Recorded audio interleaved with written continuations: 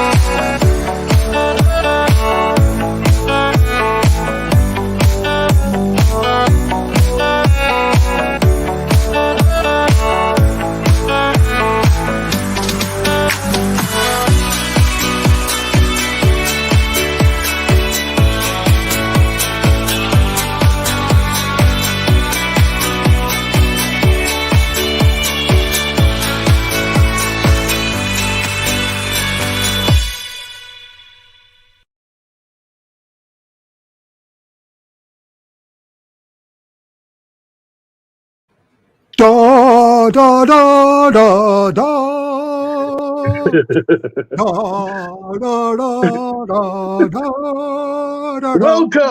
Welcome everyone. Tonight is an amazing night.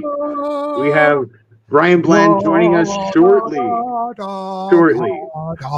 He's running late. Did you like that? That was AI. I made that up for AI with my software. I did like that. It was a beautiful, beautiful. They call it artificial intelligence, but I think it's something all together. I think it's alien. What's up, Goblin? How's it going? Everybody out there watching. It's the Lord of O.R.D in the house, along with Sir J.T. Esquire, the Sasquatch Confessions. And yes, indeed, we have episode 6.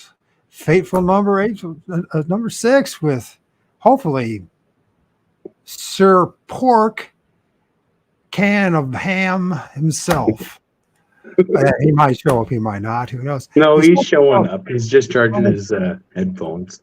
Isn't it? But isn't that? It's just such epitome of Bigfootery, isn't it? No.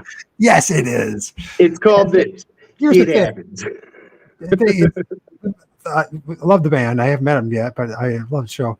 The fact is that all these years of doing the show, he doesn't have his headsets charged. It's okay. Oh God, I hope the audio is not bad. Like this last show, man, and break everyone's eardrums. Anyways, folks, thank you for joining us. Yes, the famous Pork will be with us shortly, and he is, of course, the famous Pork and Beans show that you should see on, of course, Facebook, and then also on his YouTube channel, Sasquatch BC, The True Story, the Pork and Beans Show, with none other than Sir Michael Harrell. Is that how you pronounce his name? I should know. Who will be the next guest on our podcast this week as well? Michael will be joining us on Thursday. You know, it's fascinating to me, at least, but no one else, but certainly no one else, is Mike interviewed me when I was bloated and I was 50 pounds heavier due to the multiple sclerosis medicine and all that kind of crap. And the stress of having the encounters that I was having and not having a clue what to do. Man, I sound like full of crap, man, 7 years ago. Sure, I've changed quite a bit in my position of things. But, you know, he, of all people, accused me of being an ambassador of Sasquatch. And here I am, 7 years later, doing a show with none other than Esquire JT, Sasquatch Confessions and Friends. What the heck? We are the digital shamans of the new era, my friend. I did. I changed that back to digital shamans. I couldn't live without it. So I went through. Freaking rights, man. So, you know, while we're waiting about such things as having an opportunity to talk to none other than Pork Can of Ham, why don't we look at part of the Squatch Gang's newest images, discoveries? It's not, you know, who took the picture? Sasquatch Seekers did. He sure the heck did, man. Yes, he did. So he sent me some images, and then with my keen eye, I'm looking at this image, and I'm like, you know, there might be something going on right about here. Can you see that? I need to get a different cursor, so one of those big ones, you know what I mean? So nice colored ones. And then I can people see. But right here in this, the right hand side, you see this big tree, and in the distance behind it, literally behind it, he filmed, I believe, not only one Sasquatch. Now, where was this filmed again? This was filmed in an area that we go quite frequently. Like, you know, it's one of our favorite places to go. It's up in the mountains behind Chehalis in British Columbia here. I'm not going to drop the exact location for you guys, but you sure? The GPS. If you watch my videos, you can find out, I'm sure. Well, we need the GPS coordinates and everything. Come on, buddy. Come on now. So anyways, so I'm looking at this and I'm like, you know, this looks really suspect. And so he's the one that sent it to me, a bunch of pictures. And it's always used. By the way, there's something going on right here too. In fact, you know, one of the things I've discovered my not so humble journey is that there's always more than one thing going on. Always. So it might seem like you might have one, but you just might have one right here and a nice big fella right here. And what's fascinating about it, you guys didn't know he was there, but they knew you were there. He was looking right at you. They always do, man. They always do. And it's strange, too, when you actually look at this picture. I can't help but say it, man. I can't help but notice the resemblance between Sasquatch Ontario's. Hey, aren't you supposed to be managing the comments? You're like, dropping the frickin' ball, dude. There's only one comment that I missed. Oh, come on. So anyways, go ahead. So I mean, I can't help but notice the resemblance towards Neff. I mean, we have like the receding hairline. You can see his nose. It almost looks just like them. You know, the similar. Gray face. Mm-hmm. And so let's just take a look at this one. So we look at this guy. So there's a guy right here. He's popping out. And there's one right here. This is what he's talking about. And of course, now that I blow it up, it'll get blurry. But this is the forehead right here. Here's the one eye. Here's his freaking nose, his mouth, and his little hairline. And then his buddies on the other side. You can see the eye, the eye, the nose, the hooded nose, if you pay attention to it. And it's almost like that's his lip, or it's maybe a beard. And that's his forehead right there. Man, that's a really good shot. That's pretty neat. It really is. It truly is, man.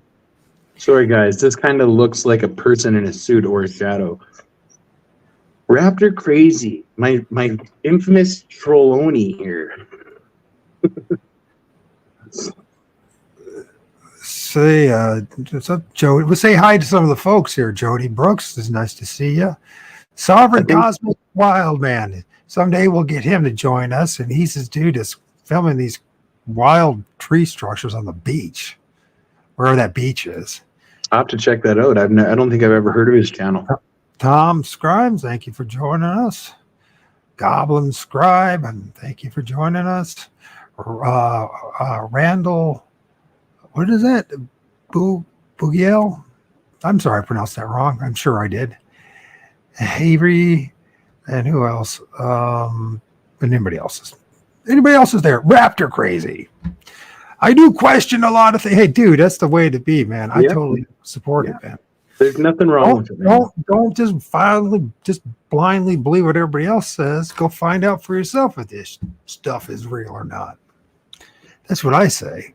You know what I mean? We do too much of this blindly following people around without asking questions. And you know what?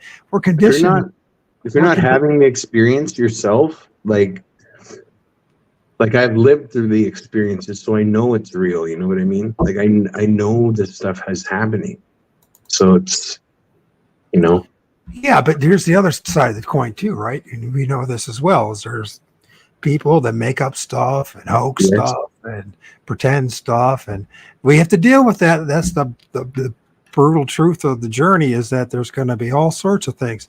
The only way to know if anything is real, though, in the end of the day, is you have to go out and do it yourself.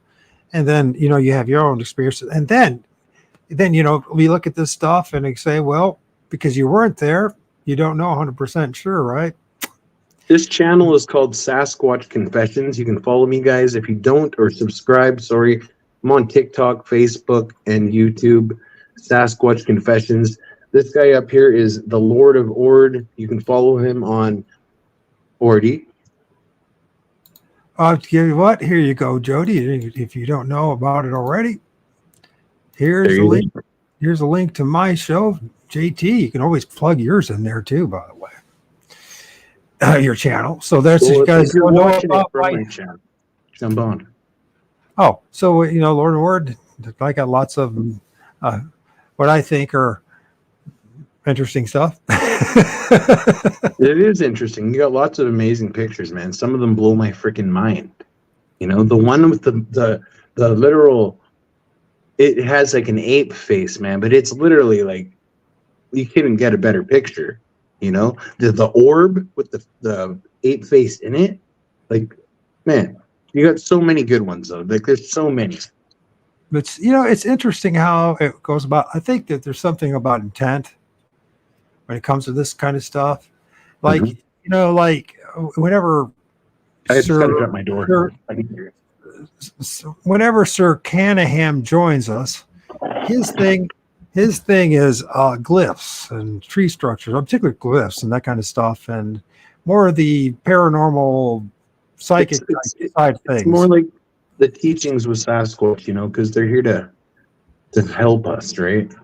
So we're going to learn a lot about that tonight. You better catch up. You better catch up with these freaking chats where, you know, my gosh, dude, it's your job, man. I demand it. It's your job. I wonder how Master Sasquatch appoint ambassadors. Is it one ambassador per quadrant sector? I wouldn't say so. It's just, I can't give you an actual answer on that, but I mean, Well, I'm I still. think it's just Hey, listen, comes from here. we have the Comes show from here. tomorrow. When we have the show tomorrow night, or Thursday night with Mike, the other side of pork and beans, the beans dude, right? Is it Franklin Oliver Beans or whatever that is? I think that's what they call them. So, anyways, Franklin Oliver Beans will discuss that, I'm sure, because he said I was an ambassador of Sasquatch 7 years ago, and whether that's true or not, one thing is quite ironic is 7 years later, I am doing a show with Esquire and JT called Sasquatch Confessions and Friends. I don't know if that makes me an ambassador or not. Maybe it just makes me a big chump. I don't know. We'll find out. Certain people that speak on Sasquatch's behalf, and those people are the ambassadors, man. You know, I am one of them.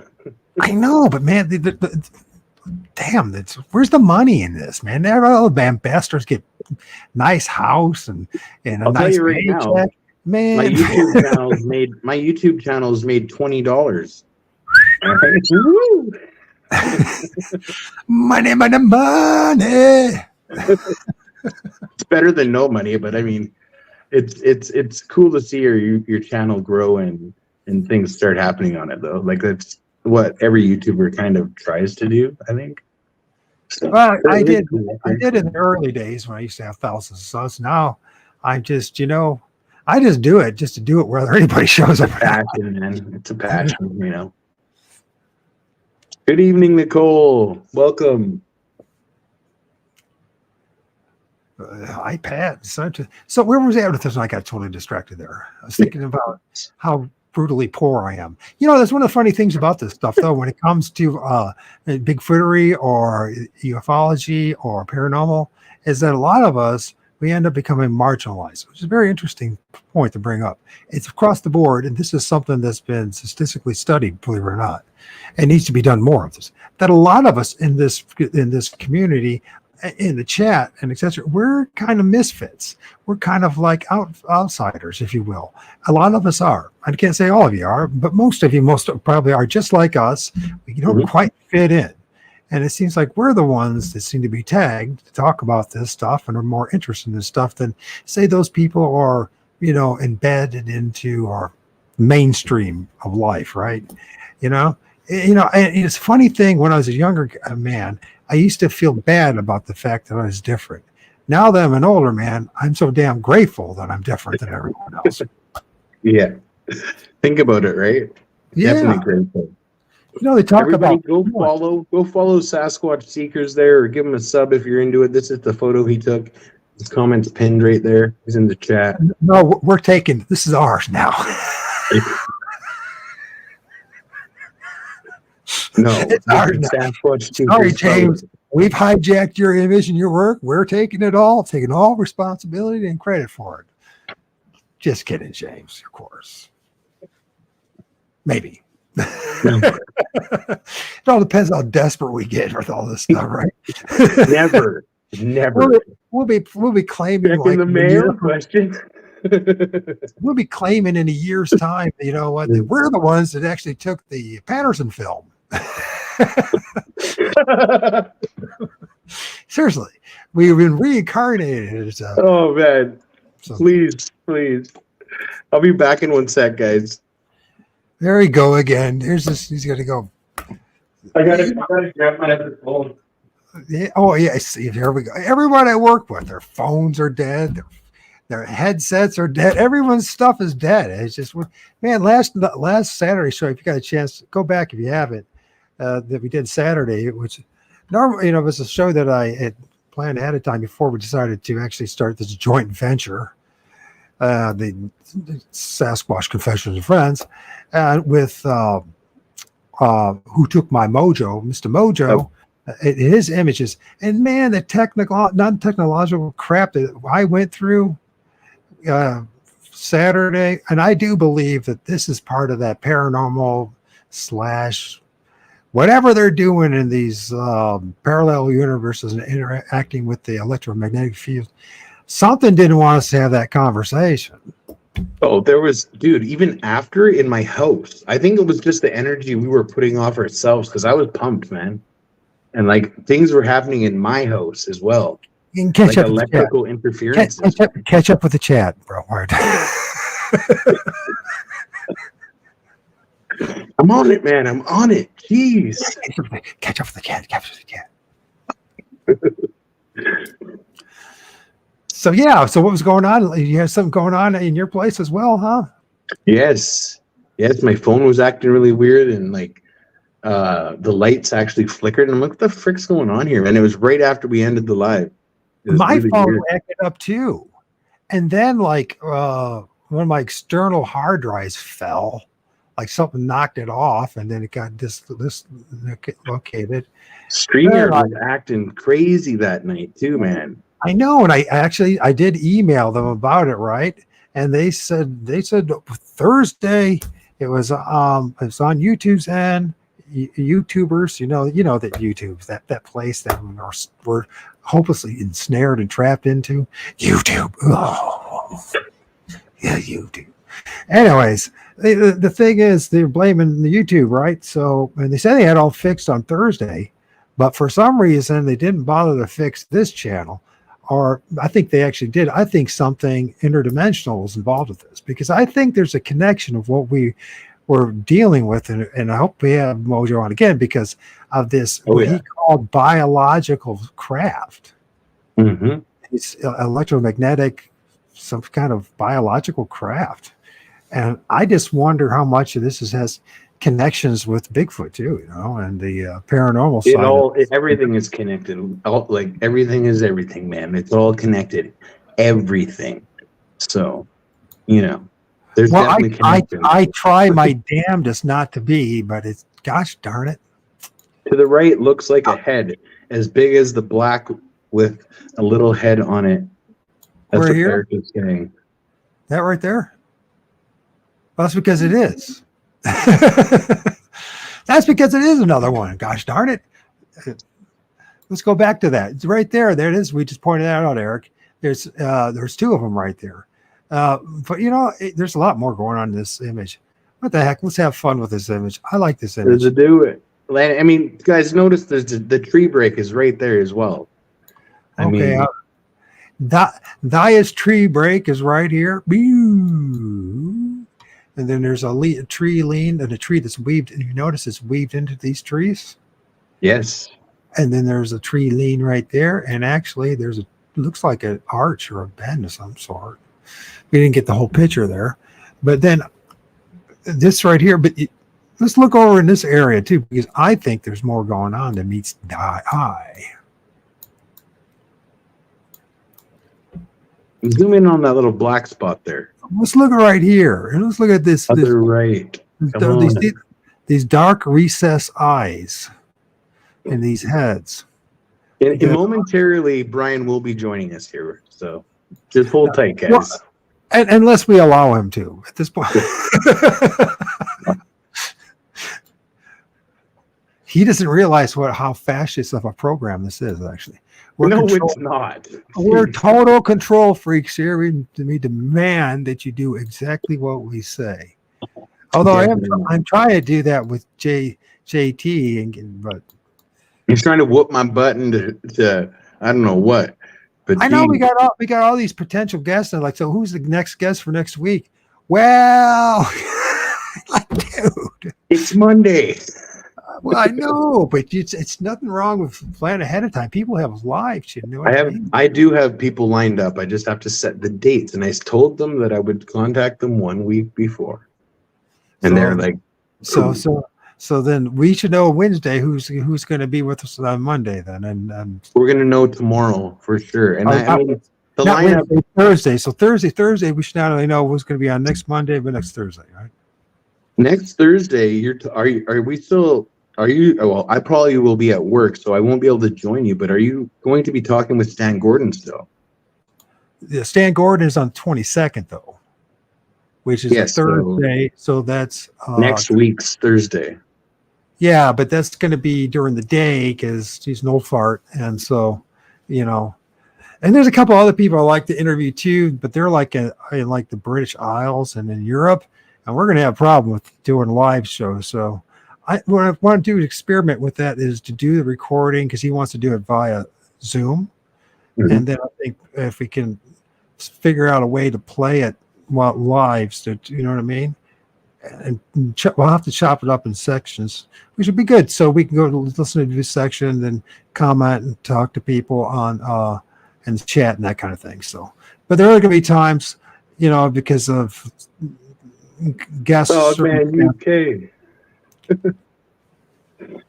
Yeah, well, that's that. Well, actually, I just of all people, I reached out Dogman TP Hunter, who's a guy. He's in I know him. UK.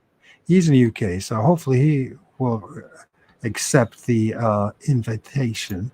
But he's in British Isles, so that's going to be a dilemma. And I think in the end of the day, most people want to have these evening shows and then during the day. You know what I mean? I think most people. I'd still love to be able to stream that to my channel. You know, I think people would love to see that conversation with Stan Gordon for sure. To the amazing researcher. Oh, Eric Monroe. That's okay. I see what you're saying, Mr. Eric. Eric the Viking. What Eric the Viking is trying to say. Mr. Lenny Bach, welcome, my friend. The show, we are running late tonight, but our guest will be joining us very shortly. But we'll take all your. I mean, I'm going to say this right now for everybody as well. You know, we do have a membership thing going on, or if you guys want to join the super chat thing, feel free to donate to us. The Sasquatch Confessions Fund is just going to be invested back into the channel. So much appreciated to anybody out there who's inclined to donate to us. So Eric feels there's something going on in this area. I'm not quite sure about that, but there is something dark figure going here. But you know what's really interesting that we forgot to talk about is this bat-like dog thing that's right here in the center. You can see the red nose, you can see the eyes, the pointed ears, the forehead. Let me check this out. I don't know if you guys can see that or not. But there's that guy. Oh, well, yeah, Lord and behold, guess who's with us? None other than Pork is with us. What the heck? Pork Anaham is with us. What the heck? Anaham, I like that. I like it too. Anaham. How you doing? We're live, bro. We've been waiting for you. We knew you were going to show up. Yeah, screwed up. I put the headphones on, and well, actually, I found these, and so I guess I could have gone on right away, but whatever, we're good. But my regular headphones, I put them on, and I didn't know I had these, and they were saying battery dead, and I can't play my computer from my speaker without the headphones on. So I thought, well, I don't want to get halfway through the show and then have them die. Yeah. Well, you know, for one thing, Pork, your audio sounds really good. Shockingly, for once, it sounds really good. Yeah. Yeah. What did you do? I don't know. It sounds really good. Whatever you're doing, keep that up, brother. Because I tell you, the last show you did last live, ooh. Yeah, I know. It only took Mr. Bean's 5. Yeah, well, I got a loud voice anyway, right? Right. Like I used to be. Well, I was a singer and stuff. So, I got good pipes. So, but yeah, I think I had the saying that. We did a very special intro video for you have not seen yet. Before you even say anything, let's listen to that. Is that all right? I think I'm going to have to agree. Yeah. That's since I spent a long amount of time doing it. Mark cassette and go.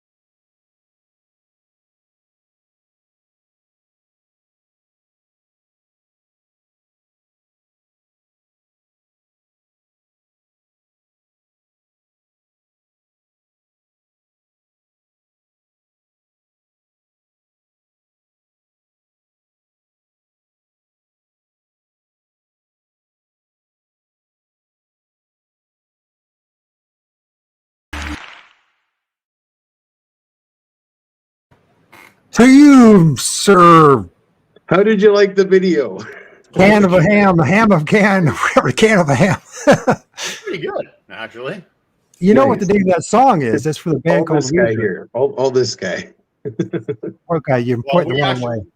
I actually had that theme song. Like we've done 5 seasons of the Pork and Bean Show. I had that theme song on some of the videos, some of my YouTube videos, some of the edits. Yeah. The bass player's from my town, man. Weezer. Oh, wow.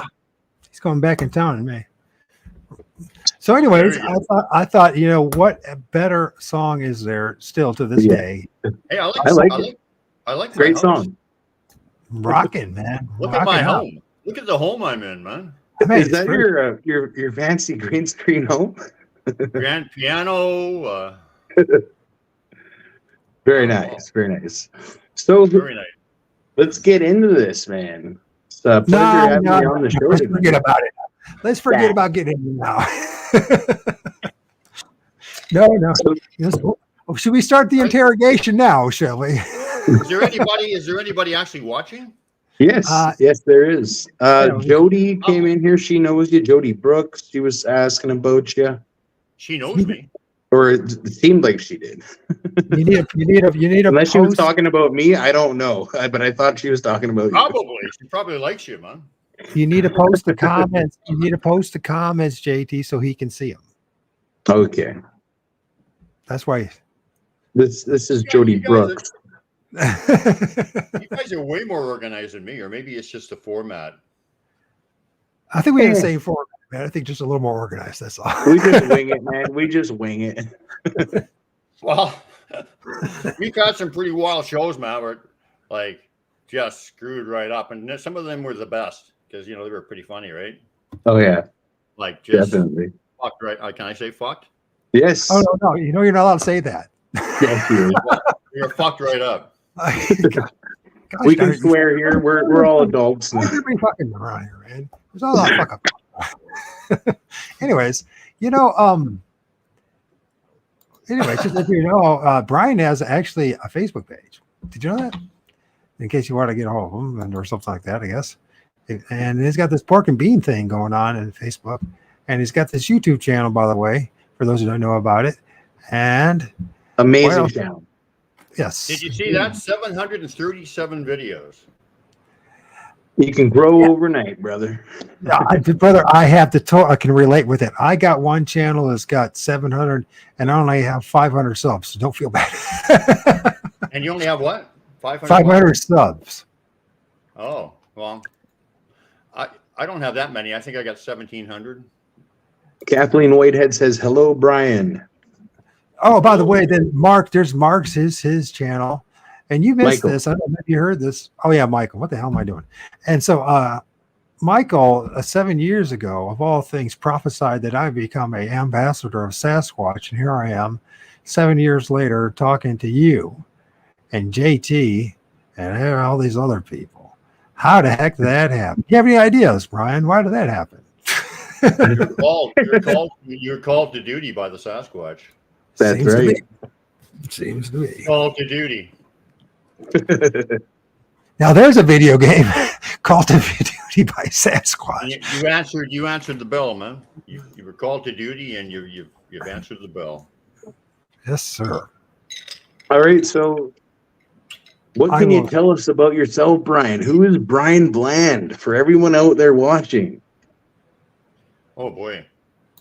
Well, you want to know how I got connected with Sasquatch?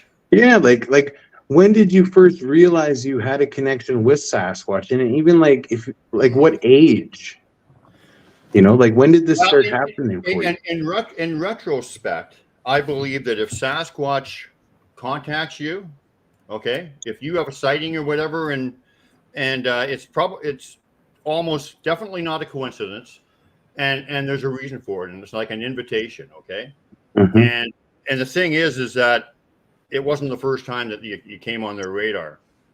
They will have been watching you for a long time before they make that contact, even into past lives and stuff. So, definitely, I believe that fully. I don't think Michael does, but that's okay.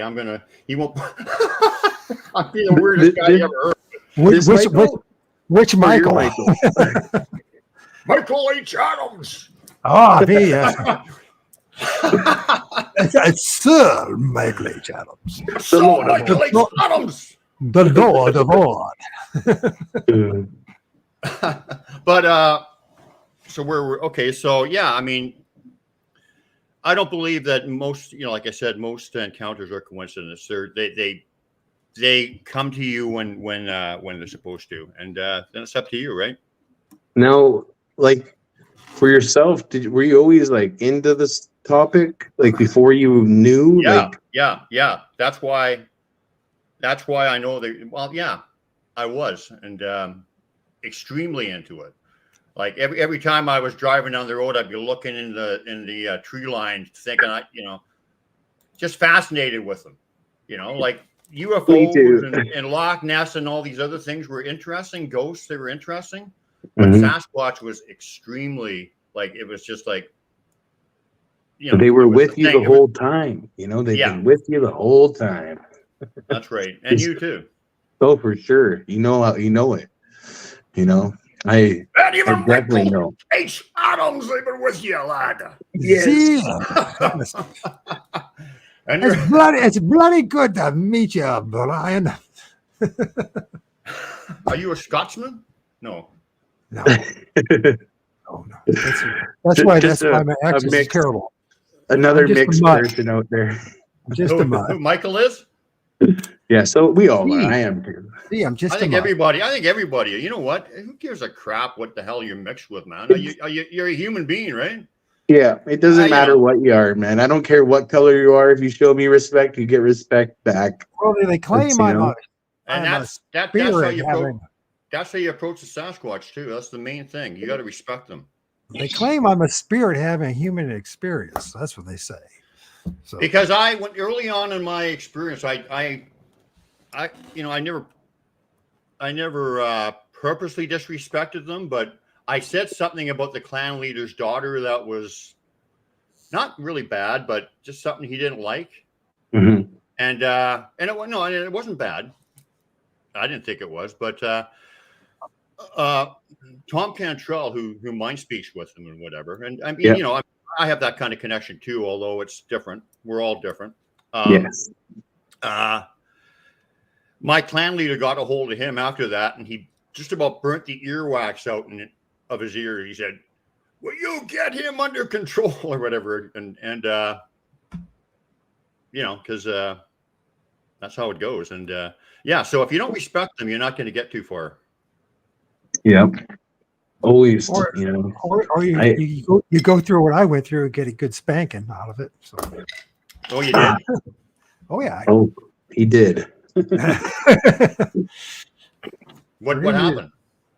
Wait, this is not about me. It's about you. Okay, yeah. No, we're the host. You're not the host tonight. We're the. This is Port Cunningham, and Yeah. I'll take over this show soon. Just watch. I'll be interviewing you in no time. Yeah. Oh yeah, I'm coming on Pork and Beans on Wednesday night, everybody. So if you guys follow Brian on Pork and Beans, I'll be talking about my experience with Sasquatch then as well. They won't be as good as mine, but I'm just joking. I'm totally joking, man. I've just got a sense of humor, right? Oh yes, bro. Oh yes. No worries. I'm joking. Everybody's experiences are for them. So it's wild to me too, because like my experiences in my journey with Sasquatch, how they basically saved my life from addiction and all this stuff, like I've shared with you and I've shared with everybody here too. So everyone kind of knows my journey, but like it blows my mind, man, how they do it, man. Like, oh, it's wild, man. It makes me just, and it saved me from religion and Christianity and the Bible. Thank gosh. It's like you're living with magic every day. Like, I mean, literally things appear right before my eyes and stuff, right? I mean, it's like, it's crazy. Yeah, I have a thought and there it is right there. Sometimes I think it's just you're connected in with the universe. Your vibrations are raised, so you're more aware and you're aware of these things. So sometimes I think, we always say everything's Sasquatch, but I do think that some of these Elementals. Yeah, or some of these reminders or whatever, or I mean, it's really not important who leaves them. Like I'm talking about a thought and then a glyph that answers that thought. It's not important who leaves it. It's that it's happening, right? And that doesn't matter if it's the Sasquatch who did it. It's the universe talking to you. And what it's talking about is that we are all connected into everybody. Everything's connected in, and that's why when your vibrations are raised, you can pick up on these things. And I'm getting energy like crazy from the Sasquatch right now. You like that? You can pick up on these things. Dude, I'm not even smoking weed anymore, and I can't even think. It's just age, isn't it? Yeah. How old are you? I can say that because I'm 56, so I can say that. Yes, I can. Not as old as you, though. Not as ancient as you, but I'm getting up there. You're getting there, buddy. I'm getting there, pretty. I'm climbing up. I don't know Brian's age, but I mean, I don't know. He's got the spirit of a 12-year-old and what? The body of a what? I don't know. Arnold Schwarzenegger at his prime, maybe? I don't know. There you go. There you go. Yeah. It looks like you captured something there in that backpack. Who's that? Oh, that's my little dog. See who he's looking at? He's looking at something of interest. Don't you see the Sasquatch there, cloaked? I see something in there, yeah. Right beside the stump, man. You can see the whole outline of it. Over to your left. Yeah. Over here. No. Over. Right there. There's the head. Yeah. There's the shoulder, arm, body, everything. I see something right there. I see something right there. That's his arm. And the head is just above it. I see it. You're going too high, man. It's that's. Right. Well, it's obvious. There's the head. This is what happens. Why this is how I have to be the captain of the ship and have to steer this stupid mouse around? How am I supposed? If I had control of it, I tell you, no. You can see it. You can see it right now, right? Totally. I mean, is it? Well, sometimes I can see it. Sometimes if the picture's for you, I mean, you're more likely to see it because I can't see a lot of stuff people were saying they see in pictures. To me, it just looks like a bunch of pareidolia, but I can definitely see the whole body there. And it's like a side profile almost. Is there a profile or is he looking straight at you? He's kind of like this. He's looking to the side, yeah. Mm-hmm. Is this his head right here? Is that his head? He's probably pointing the other way. His head is turned towards me, I'm thinking. But you see, my little dog sees him. Yeah. I know. They always see him. It's the rest of us. Right?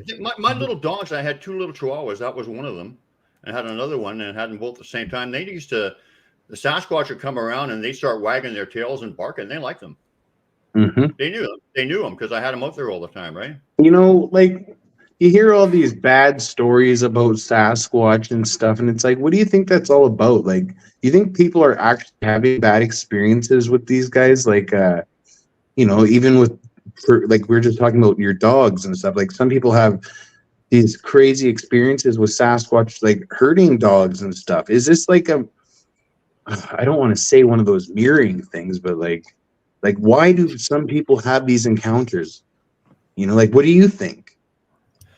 Well, I don't think all the Sasquatch are the same. Mm-hmm. One thing, I think there's, the other thing is it depends on how people interact with them, right? If you're going to treat them badly, shooting guns at them and sending your hounds out after them and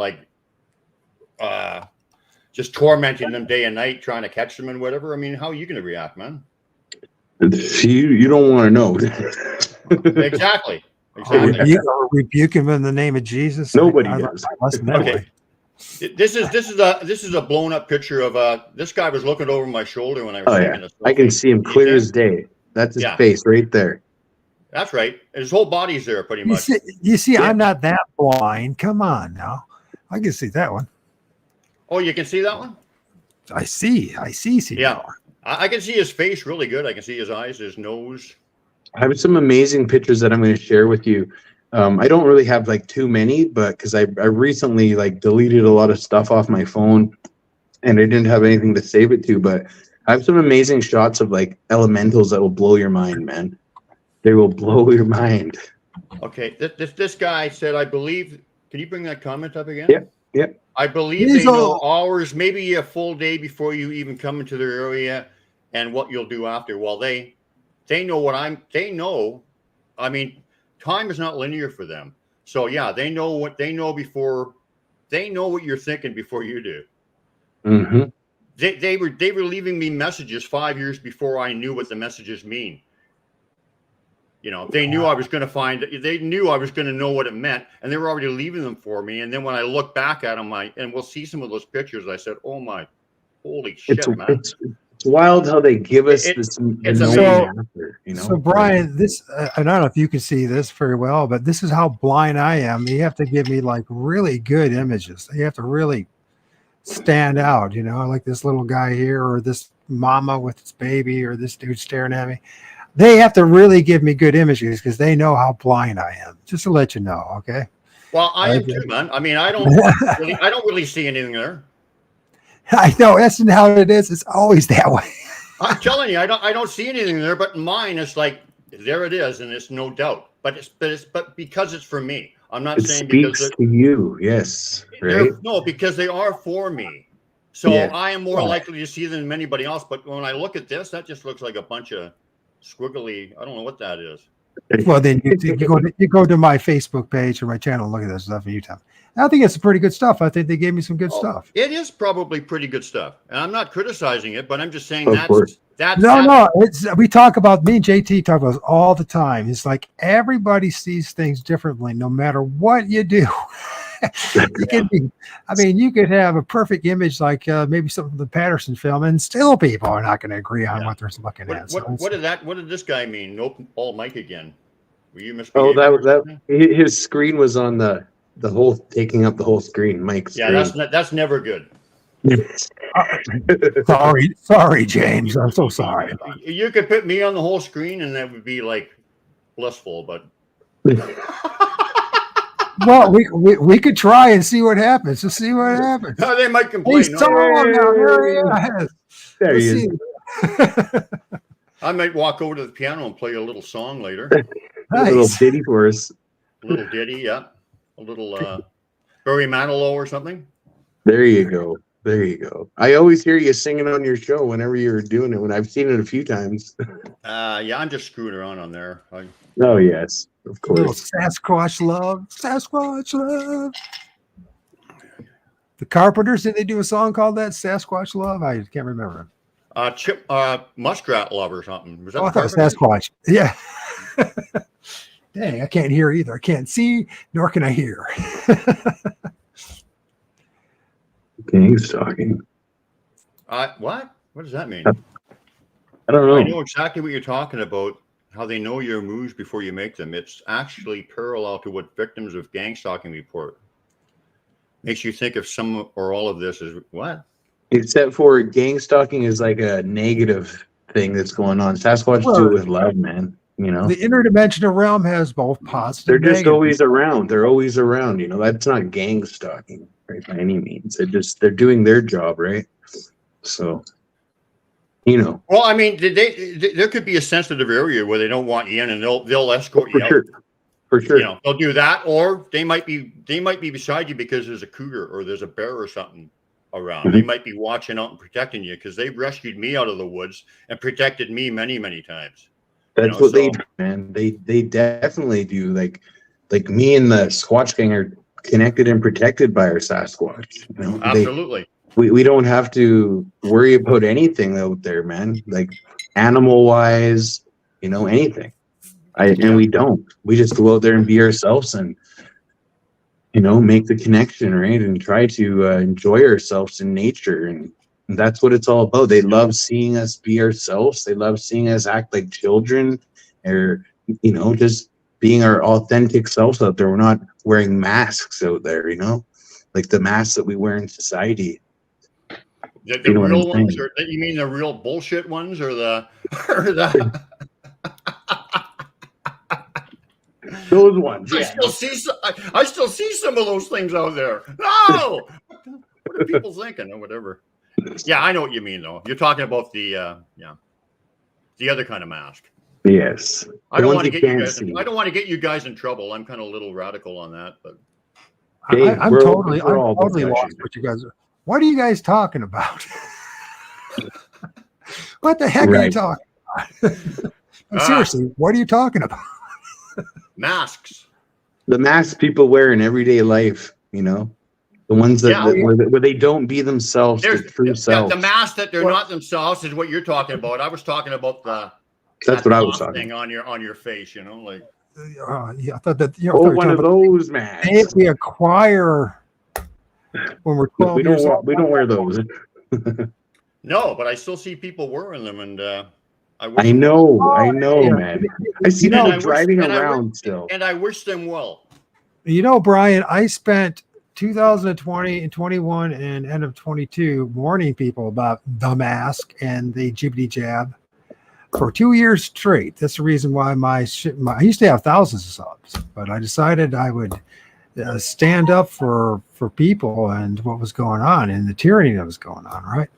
So that's what happened to me. So, but I know firsthand that this stuff, the pokety poke, is bad news because I have multiple sclerosis. And that happened from the swine flu jibbity jab back in 9.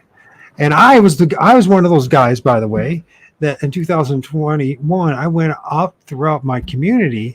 Those were brave enough to do the magnetic test to see if they're magnetic after they had the jibbity jab. And over half of those who were willing to do it were magnetic. You want to hear? I knew people. You just got to be careful what you say, how you say it, right? That's all. Do you want to hear a healing story Yes. Sure. about the jiggy jabby or whatever it is? Mhm.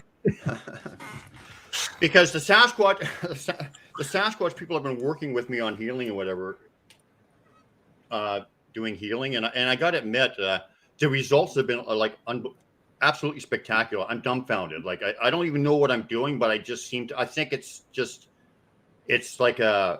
natural. Something I've done before, so it just seems to come natural. But it's insane. So I knew this lady who lived in the suite downstairs from me, and actually one day Sasquatch came to my house, and they left a glyph in the backyard, and the energy around the house was just I'm really getting hit up with energy. Are you feeling anything, you guys? Right now, not really. That's kind of my connection was, and when I talk about them, they just hit me up with this like amazing loving energy. Anyway, so they left this glyph at the house in the backyard, and this lady was kind of a psychic kind of lady and very gifted, and I went and told her, hey, the Sasquatch were here because we were kind of friends. I knocked on her door, and like I said, the energy was, you could cut a knife. It was so thick. And I knocked on her door. I said, the Sasquatch are here, and she could feel them because she's in tune to whatever. And I found out that she was like extremely happy because the Sasquatch, she had when she was a kid, she used to go out into the woods. Oh boy, you look way better when you're like just your still picture. Thanks. I don't know what that means. I think I'll take that as a compliment. I'm not quite sure. I wouldn't quite go that far. No, I'm just joking. Okay. Well, hey, listen, I have to live with that ugly mug, so be careful now. All right. I know. So where was I? Okay, so yeah, we're not going to even get to a show here with all this joking, but anyway. So she told me that when I told her that when she was a kid, she used to go into the woods when she was a girl, and there was a family of Sasquatch that kind of watched out for her. And she actually said that she used to sit on the old man's knee and whatever, and he played with her and whatever. And so when I told her that the Sasquatch were in the backyard, she was like crying and everything. She was so happy, right? She was just like, she was ecstatic. And then, she got to know my clan and talking to them and a bunch of good stuff developed from that. So anyway, I was telling her, I don't really like that jibby jabby thing. I'm not a real fan of it. And Yeah. I was telling her, really don't get it, Mary. Please don't get it. I don't think it's good. And I knew right away it wasn't good. Just instinct. I just knew. But anyway. Me too, bro. Yeah. Like right from day one, man. As soon as I heard new normal and that kind of bullshit, I said, Nope. that's horseshit. So anyway, I told her don't get it. But she did, because she was coerced, like people would lose their jobs or what, how they blackmail people. Yep. She was a person who wanted to move into an economy living place, a place where a subsidized living kind of thing for seniors and stuff. And of course, the only way that she could do that is she had to agree to, right? Yep. So one day she came to me and she's crying and whatever. And I said, "What's wrong?" She said, I was forced to get the jibby jabby, and I didn't think you'd like me. She hadn't talked to me for a while. I said, "Mary, come on. I'm not gonna judge you on that." But anyway, I said, "Let me try to do something. Let me see if I can give you a healing," because I had done some healings on her before. She was kind of a teacher that came into my life and was teaching me along with the Sasquatch. She taught healing and stuff. And so when I was doing some healing on her, when I got unbelievable results, it was wonderful, because she could give me the feedback right there. She could tell me what was happening, and that gave me the confidence that I was doing something right. Yes. So I said, okay, let me go upstairs and see if I can do something. So I tried a remote healing on her, and I'm sitting. Did we chase Michael away? I'm not sure. He hates me, doesn't he? No. Never. I'm joking. Yes. So anyway, so I'm sitting up there. Yes, I hate you. So You hate me. I gotta go. No. Okay. Just a bunch of jokers.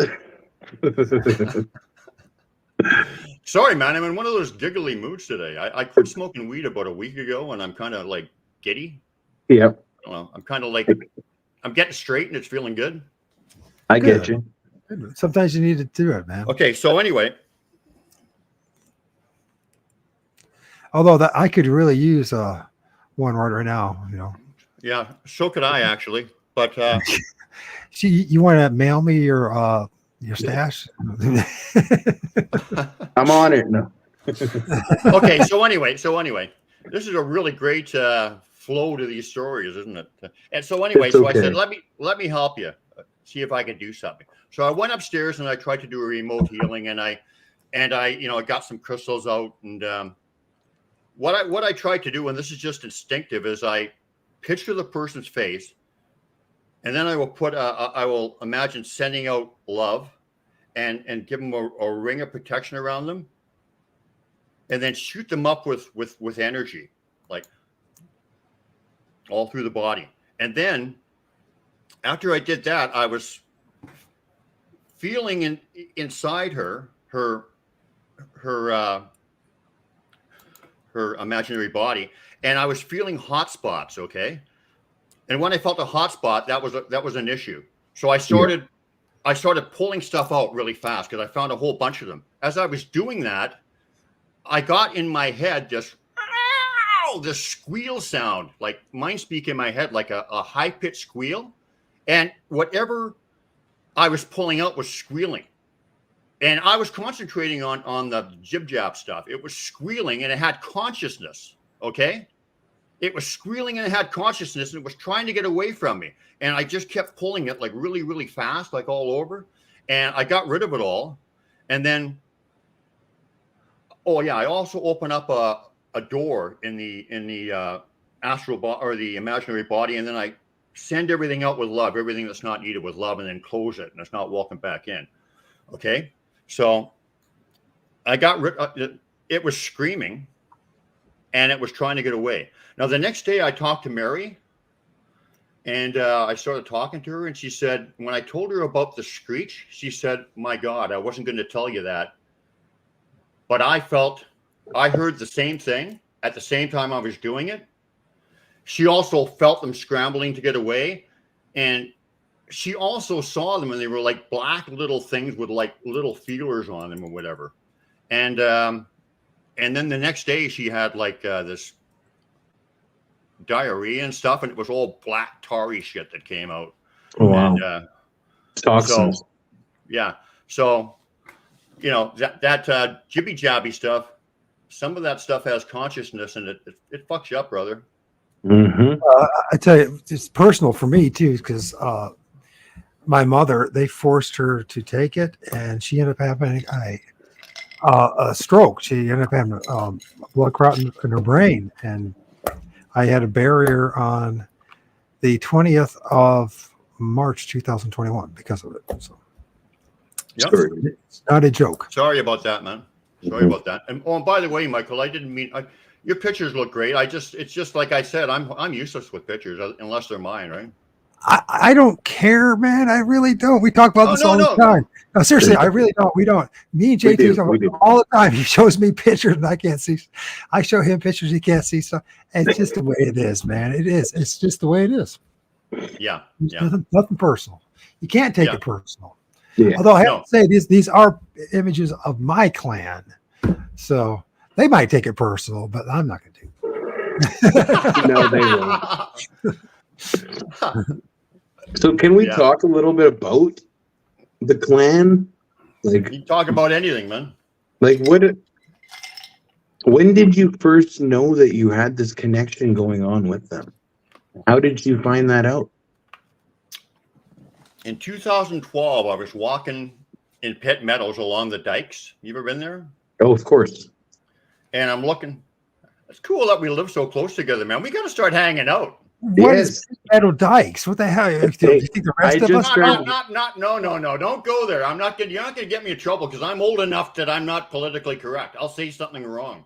Well, we don't even know what you're talking about. We don't run it from your neck of the woods. Come on. It's like a trail. It's along the river. Okay, like the dike that you walk on. Of course, what it is. He's trying to get me in trouble. Of course, we're all supposed to know that, are we? Come on now. Okay. All right. Now we know. It's in BC somewhere, right?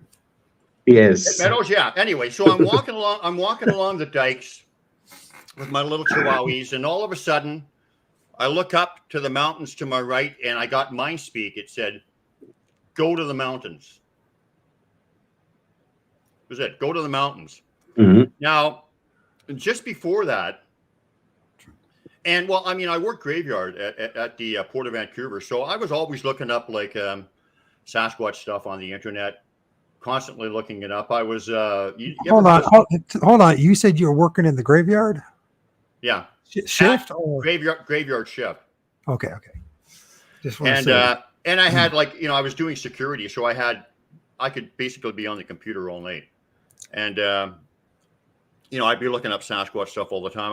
I would look up Bobby Short's site, Bigfoot Encounters. Remember that? Pretty famous site. She's passed now, but I was constantly looking that up, and I saw a post on there about a guy from Maple Ridge where I happened to live at the time, and I still live in Pitt Meadows, same kind of area. Yeah. And him and his son had seen Sasquatch tracks in the area where I live, and it happened to be a wonderful guy named Randy Brisson, who's a very good friend of mine. And by the way, the stuff that people say about him, fuck you. Yeah. Fuck you, man. You see that? I blew it up just in time. You see the timing in that? I'm sorry, but when people start attacking a friend of mine, I don't care what they say about me. When they attack a friend of mine and his family, that's that's too much. Was this Crossing part of the line, man? Crossing the line. Who was attacking him? Bigfootery? Is that what was attacking him, or? Well, they were saying he was a hoaxer and stuff, man. I've had some incredible experiences with that guy, and he's no hoaxer. We've had some crazy spiritual, supernatural, like unbelievable, mind-blowing stuff that can't even fathom happened between us with Sasquatch, and I have personally by myself too. But the thing is, the guy is not a hoaxer. So anyway, I found out that Randy Brisson lived in my area, and I looked him up on Facebook, and about a week later, he accepted my request. Okay. And then he checked me out and said, okay, this guy's got a good heart and whatever. I'll trust him. I'll take him up to the mountains. So the very first day we went up, as soon as we got on the path, I'm walking along the path, And Randy says, "Hey, you see that below you? That's a glyph. That's Sasquatch writing."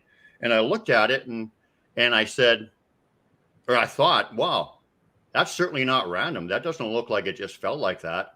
And for about the next 5 years, I don't think I ever took my eyes off the path. I was so involved with glyphs.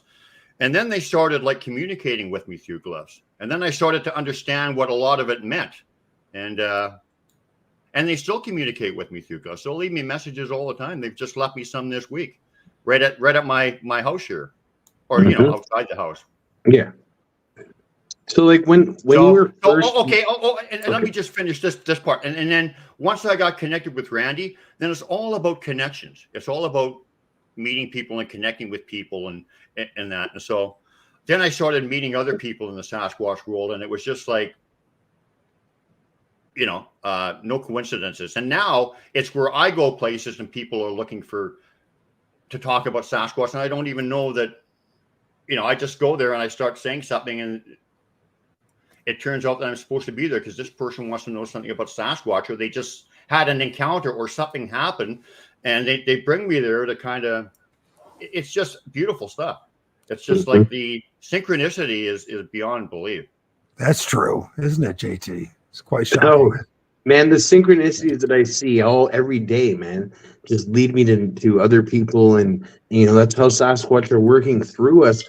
And I believe it's because of this revealing that they're doing to the world and like helping us while they're doing it. But like we all like they come through me, and then I meet you and I meet everybody, and we all connect, and this is how it works, right?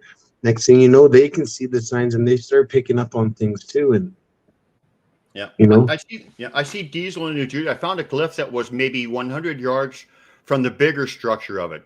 Now that, to me, says he found something, a miniature and a big one, is what he's saying, right? 100 yards from the bigger structure. So he found a glyph, I would assume, by a structure about 100 yards away from one. What do you think that's about? Well, I kind of thought he meant something else, but I have seen, I've seen where you see little ones. I've seen a lot of structures, and there'll be a little tiny one right beside it. And you just know it's the little guys copying the bigger guys, right? Yeah. A little tiny little one, like about practicing. Yay high, yeah, like 6 inches high, and then a great big huge one. JT chat. So do you see my clan leader here, R.E.? You can't see. He's right in the middle. Oh, right here, this area. No, that's the bottom of him. Go up further. Yeah, that's his body. Up. There's his head just down below. Right there, you can see his nose and his eyes. I don't believe you. You're yeah. Can you? Well, it's hard for me to see because it's like. Well, I see multiple ones here, so that's what I see. I see one right. I see one clearly right here. No, I don't. But I just see the one guy. But then again, I'm one right here. No, there's his head right there. You can even see the patty nose. You see the white part. Forget it. You're kind of like not in the right place. I can't believe you guys can't see that. It's just like we can't. It's weird. Like we can't see our own. Tell me, go down, up. Where? Go down, up. Kind of zoom in, Mike. Up, over, there, down. There's the top of his head. Down. Oh yes, I see. There's his nose. There's his nose, and his eyes just above it. Yep, I see it. 100%. No, see, it's hard for me to see because it's on my cell phone, right? That's the Patterson nose, man. That's that big nose. That's the same nose. Check it out. Yeah, I see multiple. I see multiple. It's kind of like looking over like this, right, Brian? I can't believe over shoulder. This was amazing right here. I see. Anyway, I'll tell you the story of this. I don't, that's funny because like a lot of people see this and it just blows my mind because as soon as I seen this, I seen them like actually it looks better when it's smaller. It's undeniable, but now that I see it, I can't unsee it. Yeah, yeah. I mean, he's just standing there cloaked. Okay. I can see him. I do. I truly do. I wish I could point it out. He's like 12 feet tall. So he's that's anyway, the size. Sasquatch I seen was 12 feet tall. Anyway, that particular day, another reason. Well, I know it's him because I know what he looks like and I know it's him. Sure. Another reason was I went in that day, and as I was driving in, I started just weeping, like uncontrollable weeping, because they sent me such a loving feeling, just hit me up with this loving energy that it's just like you just literally, you can't. It's that strong. So It's this comment here, what does the asterisk glyph they do mean? I don't know. I'm not sure what that is, but do you know what that is? Well, universal asterisk, like universal connection, but we'll get into that later, because the glyphs are all personal to you. Yes. The meaning has to be between you and them. You have to come up with it between you and them, and you will find that if you do take that approach with them, if they're leaving you glyphs, if you're paying attention, you're going to look back on glyphs you found years before, and, and you're going to say, "Oh, wait a minute! They already knew that meaning before I even came up with it," and I can. Hopefully, I can prove it to you with some of these pictures that are coming up. But what is where were we with this guy again? Oh, okay. So I'm going in, and I'm in tears, because the love you're sending me is so powerful. So I said, "Come and visit me today, R.E." So I went to my favorite area where I hold my my R.E. camp out, and you guys are going to be there this year, hopefully. I'll be there. I'm going around just taking random pictures. I never take a picture of them when I see them. They always just show up in my pictures. I don't try to take pictures of them. I don't have the camera going and stuff all the time, and there was nothing wrong with that. I don't do that. So when they come in my pictures, they just say that, they just happen to show up. I'll say, "Do you want to show up?" And they do sometimes. Mm-hmm. But anyway, so I asked them to show up, and I'm going around taking random pictures of whatever. And when I went back home, about a week later, the wife is looking at this picture, and she says, "There's R.E. standing right there." And I saw it, and oh my God. And that was the day that I asked him to come and visit. That's awesome. And if anybody that's listening to this can see him, and hopefully you can, I mean, he's there. If you're a flesh and blood guy, well, you got a problem with this picture. Because you know what I mean? If you don't believe that they have their abilities, but you can see him there, then there's a conflict of interest there. Their mind's just going, whoa.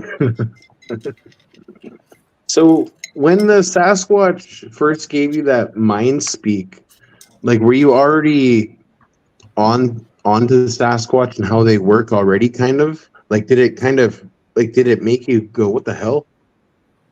Or were you already on this kind of page that we're on? No, I was kind of the same kind of guy in some ways, but they kind of just like really brought it to the forefront. And octopus are flesh and blood, but can cloak. Good point. That's true. I always believed in them, and I always was fascinated with them. But no, I didn't know that they were like spiritual teachers, and they had all those abilities that they have. They taught me all that after I connected with them, after I went to the mountains and answered that call. That's when I learned all that. But like I said, they've been with me a lot longer than that day. And they never lost sight of your soul, man. No. Okay, here's R.E.'s A. This is his signature. His signature A. Look at that. I see it. I mean, I've seen lots of these pictures before, for sure. I can't wait to come out and check out your area. Is this some kind of Canadian thing, this A thing? A? What? No. Some kind of Canadian thing? A? It might be A, but I don't think so. A different kind of A. No, this is, I mean, but this is my meaning. Now, and people have to understand that this A does not mean R.E. for everybody. Okay. Just means it for me. Okay? Mm-hmm. Mm-hmm. You got to decide what it means for you, and I don't mean decide and just make up some bullshit. Oh, this is what it means. You'll figure out that it really works that way. But it's funny anyway, too, because that's my meaning. The Sasquatch, once they know you're actually setting out glyphs, or like you're setting, like I've left a glyph for Sasquatch before and set intentions for it, right, and come back and it was changed. So it's I think when you start practicing that and sending it out there to them, they definitely acknowledge it and start, they can start communicating with you through that. And it's because you're putting the message there, right? And they see your efforts and they just, they can start communicating. And pay attention to the subtle things. The more you pay attention, the more they're going to leave you little subtle things. On this particular day, my wife and I found 3 particular just single tracks that were, a great deal of distance apart, miles apart, but the same individual, and they were left for us along the path we were going. I mean, sometimes they'll just leave a single footprint. Okay. It's a little bit wet. Do what shamans you guys have want rain to or do. something? Yes, they do. Good point. Good point. Yes, they do. Yes, they do. They make shamans look like Swiss cheese. I don't know. Hey now, you're talking. This is the Fortean digital shaman here. Come on. Who, you? Yeah, you. That me. Yeah, me. Yeah. That's one of the things we say. What we call ourselves as digital shamans of the new era, right? Because we spread our truth through the internet. Fortean digital shaman. I don't, I'm just a digital shaman. I'm not Fortean. You'll get there, boy. Or am I? I don't know. No, man, you'll get there. Yes, you will. I've seen A and X frame based structures. Yeah. And you'll see a lot of A's, X's, and Y's in structures sometimes too. Well, the thing about the Sovereign Cosmic Wildman, he films them on the beach. Okay. Where are you at, Sovereign Cosmic? Are you in what part of the country? Where are you at? East Coast, West Coast, California? I think you're still in California, aren't you? You have to give specifics. But he's got some amazing images and videos of him. He films this stuff all over the beaches at all different sizes. All different sizes. Cool. Southern Cal. It's okay. SoCal. Okay. That's what I figured. You're Southern Cal. One of these days we'll get him on. He's not ready yet, he says. Cool. So, what can you tell us about, Ari and the clan? You don't have to share everything, but, I'm just, how big is his family or his clan? Do you know this? Have they given that to you? I know 4 of them. I know Ari. I know Fortean. He's the mate of Ari's daughter, who is Rajase, and she was actually the first one who connected with me. And man, she gave me a profound love zap experience, a universal knowing kind of thing that was life changing. I had universal knowing instantly. I'll tell you about that in a bit. But yeah, and little Bud, his son, and who's kind of the guy who's horsing around with me all the time. Did you call him Little Bud? Little Bud, yeah. Okay, cool. Like little buddy, little Bud. Yeah, little buddy. Not. We like big buds, not little. Hey, I'm just joking. Hey, I want to set this straight. I didn't smoke weed for 25 years, and I dabble in it once in a while, go for a month or two, and then I quit. But really, I do like being straight because that's the best way to connect. But I agree. I agree with you as well. So. But I do like weed, man. So once in a while, It's the problem with me when I started doing it, smoking the weed. All I want to do is play my guitar. In fact, that's all I did this summer. Well, that's all right. Yeah, but you don't get much done. You just play the guitar the whole time. Well, that's the problem, man. That's the problem. I have too much stuff to do for Sasquatch or whatever to be smoking weed all the time because I'm too lazy, right? I got videos to make. I got JT shaking his head. Yeah, JT shaking his head. Yep. You're right with that one. JT. Yeah. No, I'm actually considering majorly cutting back on this stuff because I know Sasquatch spoke to me recently about it, and I've explained this to both of you guys. I've talked about it to both of you before off the live here, but Sasquatch, I'll just say it. I was rolling a couple, so everybody here can listen. I was rolling a couple and put them in my pocket. Okay, we were about to go for a hike. 15 minutes before we go, I go to reach for them and they're not in my pocket. I done it up they're not there. I start searching my house. I'm looking around where, right? Clear the table off, like moving everything around, looking around, like searching. And I go, in my mind, I hear like you're not supposed to be smoking out there today. You're supposed to be clear headed. And I shrugged it off. I didn't listen to myself or to them. And then I'm like, I'm going to roll a couple more. So I do. And as I do it, I look down and look up, and the tube is standing right beside my hand on the table. And then the hike was canceled. So it's like, in a way, I believe that was them canceling the hike, because I was like, screw it, I'm just gonna roll 2 more, and I did, and they're like, no hike today. JT, stop Yeah. feeding.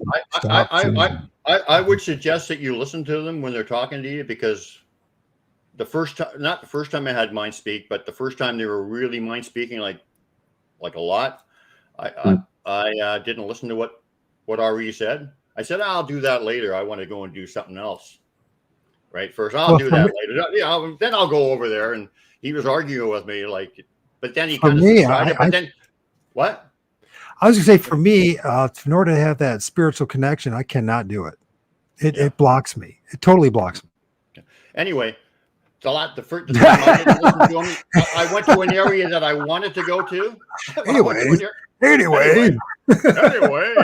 Tell the reality. Screw you, Mike. All right. No, it's true. No, it really does interfere with me.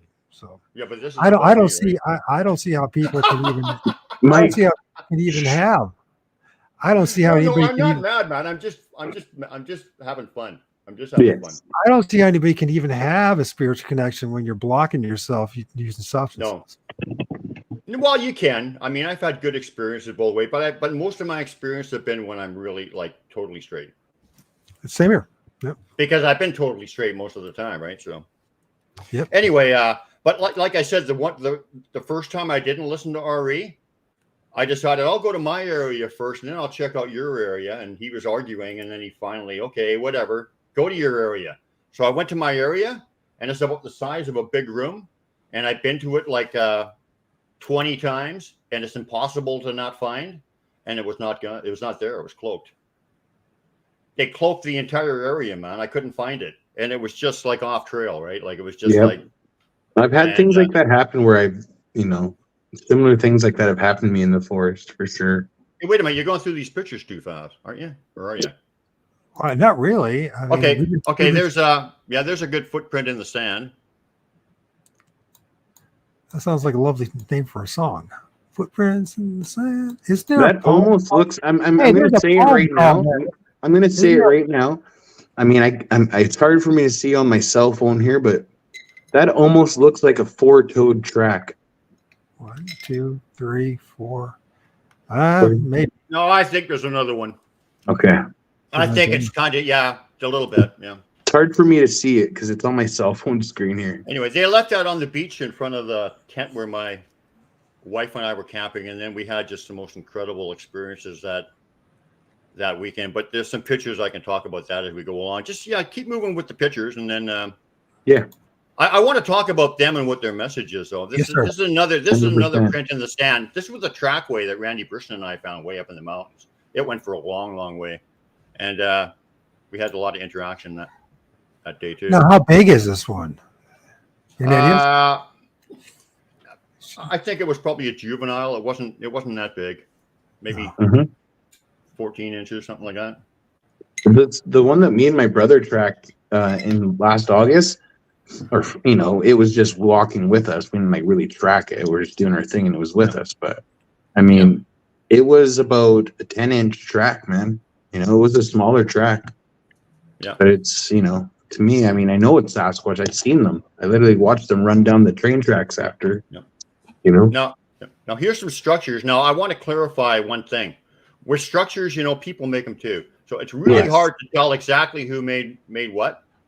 But I will say I'm 100% sure they make them. I'm not 100% sure they made some, particular ones, although you get a good indication when you see enough of them, right? Mm-hmm. Some of the indications here are this big Y stick here, which is something I recognize. Y stick, my meaning, and one of your buddies there said that Y stick upside down meant something. That's his meaning. My meaning for Y stick is man, Sasquatch connected. So one prong would be man, one prong would be Sasquatch, and the shaft would be connected. So that being there kind of shows me that, yeah, I kind of like that. And the other thing is if you can make it a little smaller, you're pretty good with that, my friend. Yes. You see that the teepee thing, you see the long piece extending out from it, you're going to make it smaller. It's in front of it. You see the long piece extending out from it? Yeah. Yeah. That's something I see a lot. Mm-hmm. They do that, man. The two sticks. Yeah. You know, many times, and it's funny about us talking about other meanings, right? Because there was a time where I would always find literally, I mean, I know people will go, oh, you're crazy, but literally just two sticks beside each other. They'd be different sizes, but they'd always be two. And it was a sign for me and my twin brother, you know? And I kept getting that up here, and I'd see it everywhere we'd go, you know? And it was just like the two of us. I like that what Diesel said. The teepees always have a super long piece. I agree with you, man. That's what I found. They always have, sometimes they have more than one. Mm-hmm. You and I. Yeah. There's another one. I just showed you a few of this. I got, like, literally, I can only show you a few of my pictures. I literally have thousands of pictures.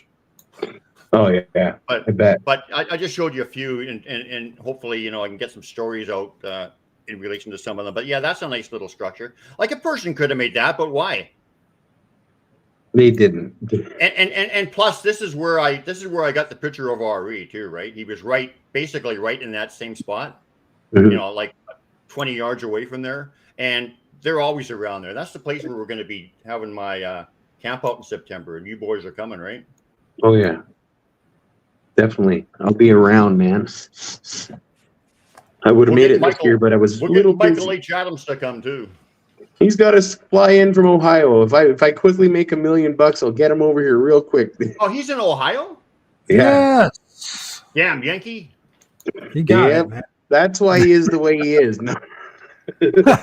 Oh, is that's the excuse. Oh, it's geography. Okay, I get it. Geography. So this is interesting because I was telling you, they always have an answer for you. When you have doubts or whatever, when you start questioning something, the Sasquatch will give you the answer. They'll relieve those doubts. They did that with colored stones that I was always finding around structures. I was thinking, are people leaving them or Sasquatch? And then they gave me an answer later on that was unbelievable. This is another example. I saw some kids making a structure because they, you know, kids do these things. They have little groups and they make stuff, right? Yeah. And I was kind of disappointed. And I thought, well, I know Sasquatch make them, but I was, blah, blah, blah.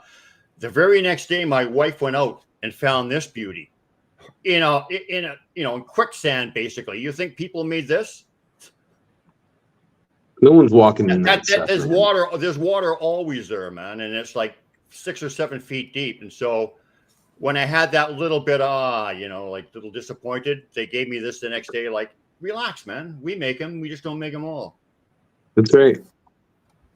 You know what I mean? Mm-hmm. Oh, definitely. Definitely. You know, there's another one.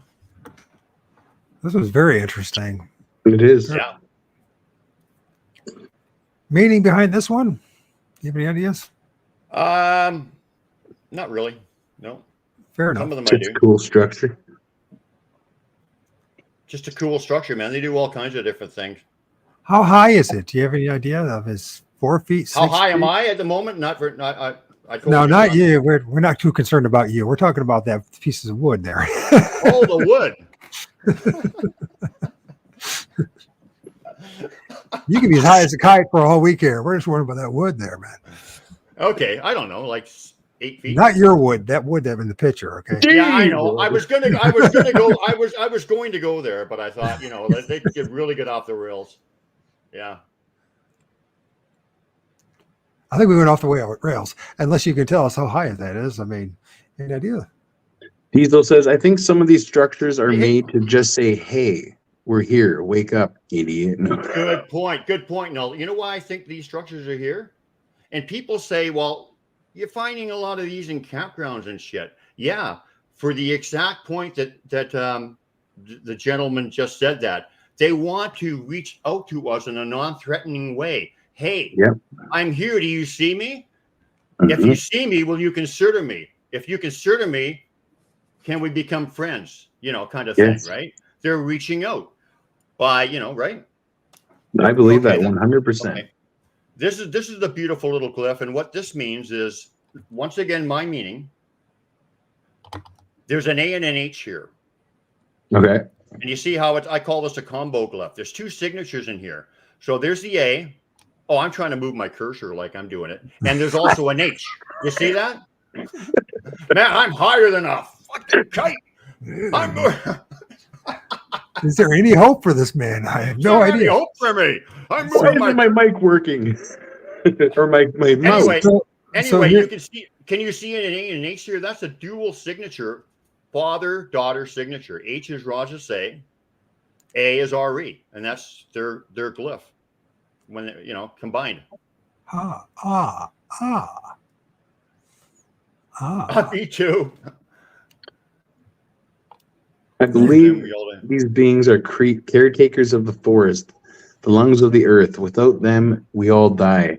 They are telling us to get our shit together. I feel it's killing their world too. Yeah. Okay, this was left at my house. I mean, like I said, this was left on the asphalt right in front of my townhouse. I don't live in this place now. It's a friendship welcome X. Mm-hmm. My meaning for the X. Mm-hmm. And the meaning I knew for the reason I knew for sure it was them is this little stick here. I've seen that little subtle touch before, and that just gave it away. But anyway, this is the entire asphalt of a townhouse, and there's not another stick in the whole thing, other than this perfectly placed thing right. Hey, Brian Wildman. Okay. Can you see the face there?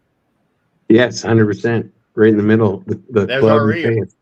No, there's R.E. himself. Oh, you can see that one. Way to go, Michael. You're not blind. Very ethereal, isn't it? It looks like it's got orbs with it as well, huh? Oh, it totally does. Yeah, that could be, I mean, I'm shooting into the light, so that could be a camera thing. I don't know. But that face is no camera thing. Mm-mm. That's one of my boys. It's presence, man. Presence. Me and JT were talking about this earlier in the show when you were skipping out on us, right? Hosing us at the beginning of the show. We were talking. What did you bring up, JT, about the orb that I filmed and what's inside it? Michael has an amazing orb picture of a literal face inside the orb of a Sasquatch face right in it. Yeah, and cool, it's a beautiful picture, man. He's got some amazing stuff. It's pretty interesting, isn't it? I bet you guys thought I wasn't going to show up. No, I knew you were coming. I had no doubt. I had no doubt.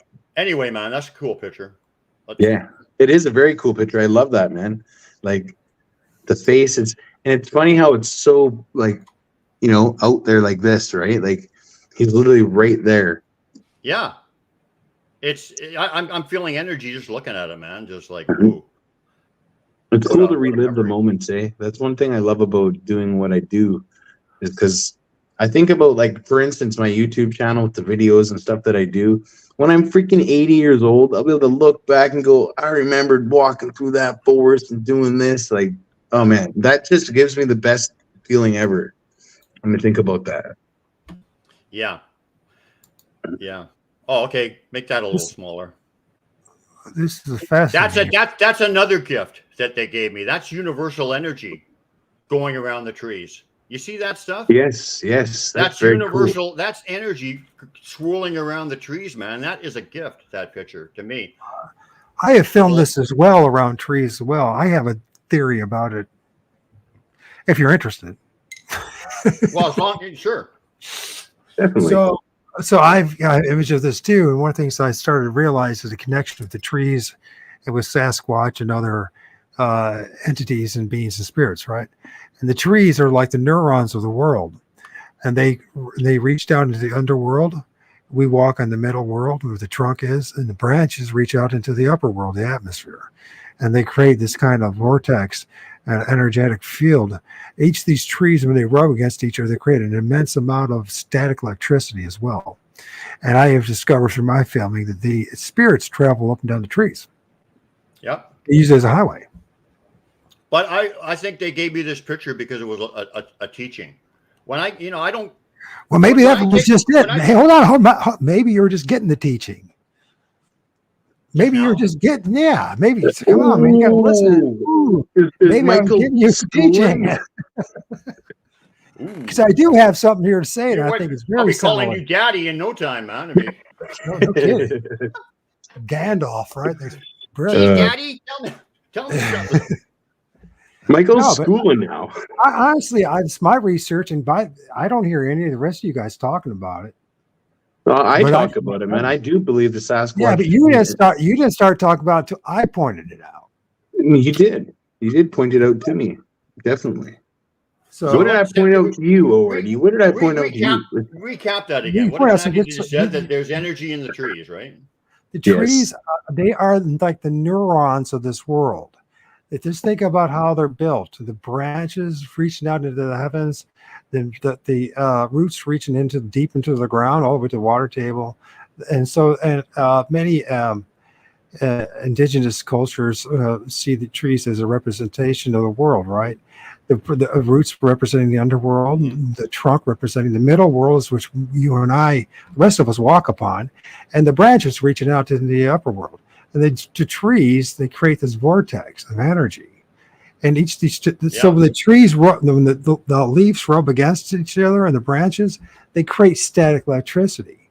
And what I discovered from my film, because I started doing what everyone else is doing, what they're doing, so I just started doing my own thing, and I started filming the trees, right, and up into the trees and all that. And I started filming I got numerous images of different types of entities that use the trees as a type of like elevator or a highway, if you will, to go from underworld up into the different levels. And these trees create an immense amount of energy. In fact, you can run a light bulb on a tree, the amount of energy it has. So there's plenty of evidence of this. And there's our folks like in different research groups, scientific groups. One's in Italy right now. They're trying to figure out a way to harness that electricity from the static that comes from the trees. But there's people that are running like light bulbs and all that from trees. And so they create an immense amount of energy. And I think that from my observation, it seems that Sasquatch and all these other spirits just use the energy of the trees. Yeah, I agree with you. Because I mean, I've seen them manifest out of the trees. I've seen them go through the trees. Walk into trees. I've seen them. I've seen them as trees. I've seen one that I thought was a stump. And I was looking at it, and I said, "Is that a Sasquatch?" And I said, "Probably." I don't know. I guess not. So it was like a head bopping up and down, right? But it still looked like it was a head bopping up and down behind. I was kind of, what I think it is. I looked away for a few seconds. I looked back. The whole stump was gone.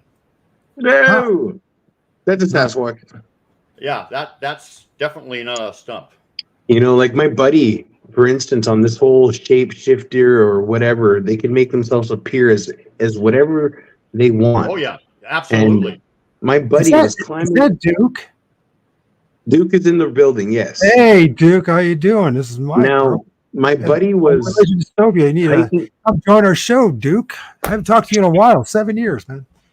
I'm trying to talk to you, listen, hold on a second. You can just hold on a second. I'm saying Duke.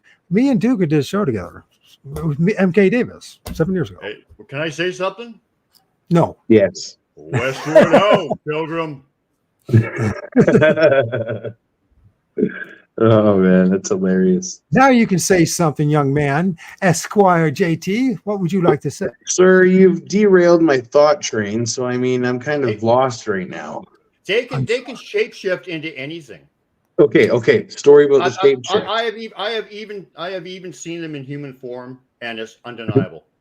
No, that can happen. They have walked up to me and they've interacted with me and people in human form, and because of the stuff that they were doing and whatever that was not humanly possible, I know it was Sasquatch. And then I had another friend who had an interaction with people that were Sasquatch, and just the way they're acting, whatever. And then the scent of a female Sasquatch was there as well with the female. And so that was like double proof. So, I mean, what they can shapeshift into or turn into is pretty well only limited to the breadth of their imagination. And they also utilize, or they can see through the eyes of these other animals or people. For instance, I'll be, sometimes they'll answer a question. I'll have a question, and then a raven will fly right over my head at the exact moment I ask the question and give me one single call, just like split second, and then that's the last I hear of it. And that happens all the time. So everything is connected. Everything is connected. It's all, and we're just kind of realizing that with our understanding that is opening up the Sasquatch. They just show us how everything is absolutely connected. Yes, definitely does. Now, I mean, I'll share this little experience that my buddy had. They were hiking up a mountain trail. It's like a hiking path, and goes up the mountain, and in the middle of the trail, there's this huge boulder, right? Giant boulder. And they're sitting there, and they smoked one, and they actually had a beer, and they crashed the can on the ground and left it there, and they were going to pick it up on the way back down. Yeah. So they get up, they do their thing, they come back down, and the boulder is gone. Yeah. The big boulder was I don't know, like a big ass boulder, but it literally, the can was still there on the ground. The boulder was gone, and it couldn't have gone anywhere. It couldn't have rolled down. It was like 8 feet tall, like a giant big boulder, right? And it's just like that there.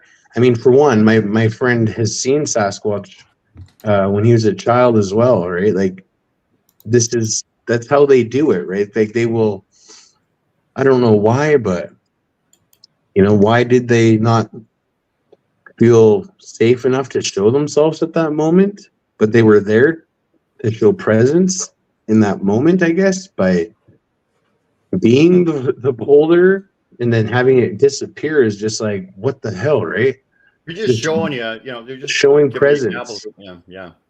Right? Oh my God. You're in the show. Everyone can see and hear you. This is live? This is live, baby! Oh! Rock trolls, huh? Don't. Rock troll, yeah.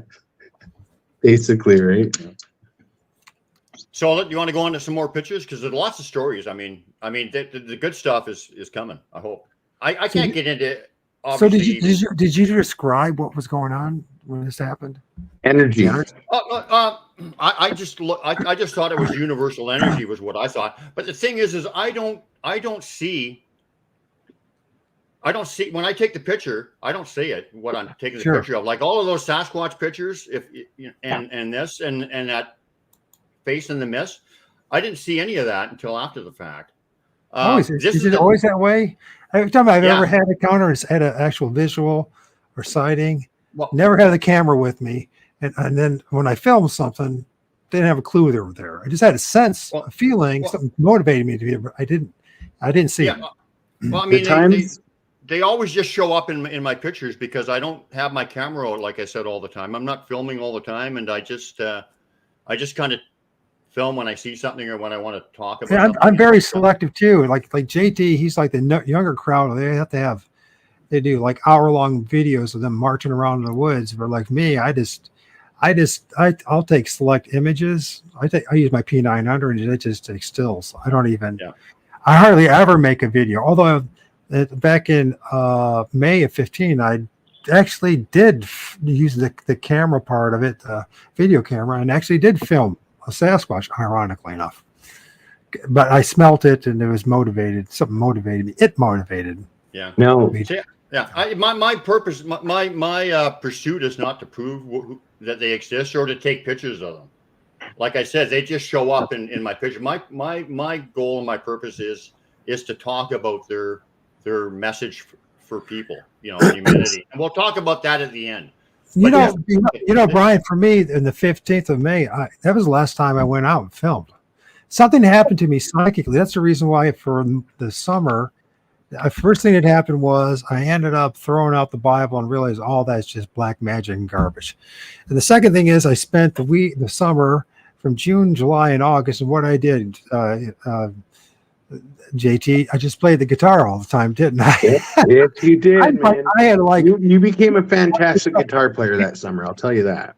and I'm not, and it's just like, thank you, man. And the thing is like after that, I'm just like, why am I doing this? Yeah. Why? I mean, no, You seriously, were why? having fun, man. You were learning. No, You're having new experiences. No, I said seriously because it's like I'm still working it out, right? Of course, you dragged me into this and start doing this show, and I'm grateful for it. But the thing is I still have there's like this spiritually and psychologically. I'm like, what's the point here? It's just like it's my journey. You know, what's the point in this? Unless it's just maybe to encourage other people to have their journey. But it's like I just, you know, after I had that gift and that revelation, that video of them, and it's not just alone, he's got one on top of it. I smelt it and it was there, and just like, do I bother anymore? Do I really need to bother anymore? What am I doing? So I'm at this stage, you know, it'll change, I'm sure, but. Yeah. So this picture is they have removed pictures from my camera many times. If there's something sensitive that they don't want seen, they'll take it off the picture. Sometimes they will add pictures onto my camera. This particular one, I did not take this picture. This just showed up on my camera, and it looks like it's in another dimension or something. That's my wife there. Yes. I did not take that picture. You're not the only person who gets them like this, you know. I mean, you know that they do this to everybody, and you know, a lot of people, right? Yeah. It's funny too. They do a lot of different shit, and we all sort of get our own mixture of it. Yep. Yeah. Like when I've taken some amazing pictures of Sasquatch and videos of them, and it's like every time I'll be just out there doing my thing, and I just like something tells me like, okay, over here, and I'll zoom up right in on them. Sometimes I see them right then and there, like while it's happening, and sometimes I will find them later on in the video. But it's like, yeah, I just something tells me to just point the camera over there, man, and I just do it. You know, like I'll have to show you. Oh, obviously, I'm gonna show you some stuff here the next day or so. So when I send you some stuff, but you know, it's wild how it works, man. What's this comment? Yes, it's called "Don't Go Out in the Woods Getting All Messed Up and Making Bullcrap Stories." How about Bigfoot? Okay, whatever. Raptor Crazy is kind of like I don't know if he's my troll or what, but he's new here. Well, you know, yeah. I don't have time at 69 years old to go around making up stories, man. I don't make up stories. Everything I'm telling you is 100% true. So, and you know what else? And I'm not saying this with any animosity. I don't really care who believes me. I care about the people. I care about people, but I do care about the people who do believe me, because that's who it's for. People who don't believe me is fine too. Oh yeah. You don't believe it? I don't care. I'm just still going to talk my truth, right? It's a part of our journey here, right? With Sasquatch is to share our experiences, share our truth. Yeah. I mean, we can't. Yeah. We have to, right? Like we have to. That's one of the greatest gifts they've given me, is taking away fear, for one thing. We can talk about that maybe, but not caring about. I just speak my truth, and I'm sincere, man, and these experiences are real. And if people don't believe them, I'm good with it. Mm-hmm. You know, before it used to, like, I'd get butthurt and I'd be not arguing, but like kind of pissed off and like, you know, whatever. Now I don't really care. It just doesn't matter, does it? It doesn't matter. It just doesn't matter. Can I say something? You know, like. No, you cannot, JT. You cannot say a thing. Back when I first started Sasquatch Confessions for the first 2 years, you know, I didn't know I was going to have this connection with them until it started happening. But the negativity that was around my TikTok page was so thick that I had to step away for about 8 months. And I went on like almost like a spiritual journey for myself. And then once I kind of did that whole journey and decided to go back to my Sasquatch, it was like all the negativity just went away. It was all gone. So it's like I don't deal with the negative trolls, you know, ever. Like it never, like I hear a lot of it happening with other people too, right? But like it used to. But after I made the connection and kind of found myself, It's like all that negative stuff just disappeared. Yeah. And now I have Absolutely, an man. amazing bunch of people that follow us and, you know, come and hang out. I love it. Yeah. But you know what? I'll be, you know, this fellow who made the comment, I don't blame him, because I'm probably one of the most open-minded people, you know, around. And if I was hearing myself saying some of the stuff I'm saying like 10 years ago, Yeah. I'd be saying, I don't know, man. I'm Yeah. not so sure, you know. It's logical, isn't it? It's a process. And it's like, Look at his comment here. These guys, the raptor Okay, but crazy. yeah, that's fine. That's fine. That's fine. That's fine. Yeah. Oh yeah, I know. That's fine. It's That's not the about. most It's flat. not. It's not about. It's not really about the pictures anyway. But No. his comment is fine. You know, it's fine. Trolls are fun to hunt. We have showed several researchers how to hunt trolls in a battlefield. Oh wow. laughing. Bigfoot World Central. Here's another one of those weird pictures, and it's around a structure. So maybe they might have been there and distorted the energy. Is probably what happened there. I see that. I mean, I get what you're saying 100%. I mean, because You know, their you energy can is see so the whole. strong. It's like warped. Yeah, the place where I got that picture of R.E. If it is a picture of R.E., you know, according to, I'm joking. I'm not sensitive about that. But I forgot my point, man. What was I gonna say? Well, you know, there's Something about the energy, the picture here. For all of us who do this stuff, it does at times get frustrating a little bit. You see something, the other person doesn't. You have to learn how to have, you know, and it's a process it's a constant process of developing that supposed thick skin they're supposed to have. Because you know what? We have put our time into, we do have our experiences and we have had our encounters and we know what we know we've gone through. And a lot of times it's just impossible to prove to the rest of the world what we've gone through and what we see. You know what I mean? Yeah. But, you know, at 69 years old, honestly. Hey, man, you're ancient. Man, he's ancient. I don't care, man. I don't have time. I don't care. I'm just gonna do my work from my heart and yeah, you know, and I feel compelled to do it. So anyway, I know what I was gonna say now. I got that thought back. So we were talking about energy. So in the place where I got the RE picture there, the cloak one, uh-huh. I was standing there one time, and right beside me, I could hear this crackling energy, like a lot. It was like crackling right in my ear, and I know that somebody was standing right there, right beside me. Weird. Yep. Interesting. Crackling. Yeah. Okay, so here's you know, this will be another one of those pareidolia ones, whatever. But to me, I see it clearly. Here's my wife and I hamming it up and, you know, on the beach, and I see I see RE's face there. You see the eyes and the nose, kind of, or is that stretching it for you? I mean, to me, I in the background, in the trees, or in the right smoke. Here, the smoke is you can see his eyes and his nose. Oh yeah. Yes, dude, he's photobombing with you. He's photobombing me. Yeah, you see that, right? Yes. He's totally right there. You guys are doing it. He's doing it too. He's photobombing me, and even though you can't really see his mouth, you know he's just got a Cheshire cat grin, and I'm getting lit up with energy. He's agreeing. You know, I mean, that's their sense of humor. Look at that, man. Yep.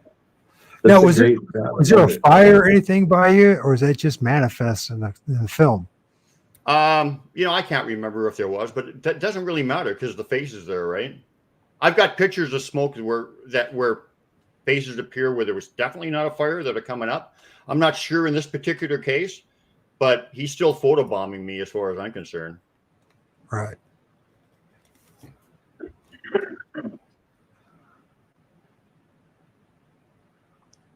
All right, next picture. Let's check it out. This is an interesting one. I'm not quite sure what we're doing here, but what are we looking at here? Well, gentlemen, what we're looking at here is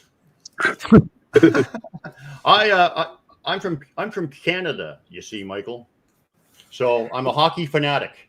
Hey, I see. Oh, hey. yes. And if you say anything bad about hockey, we will come and we will hunt you down. So I Oh, not go only am Red I- Wings. Go not Red only am Wings. not only am I a hockey fanatic, I also am a hockey card fanatic. So I used to sell old vintage hockey cards, right? Okay.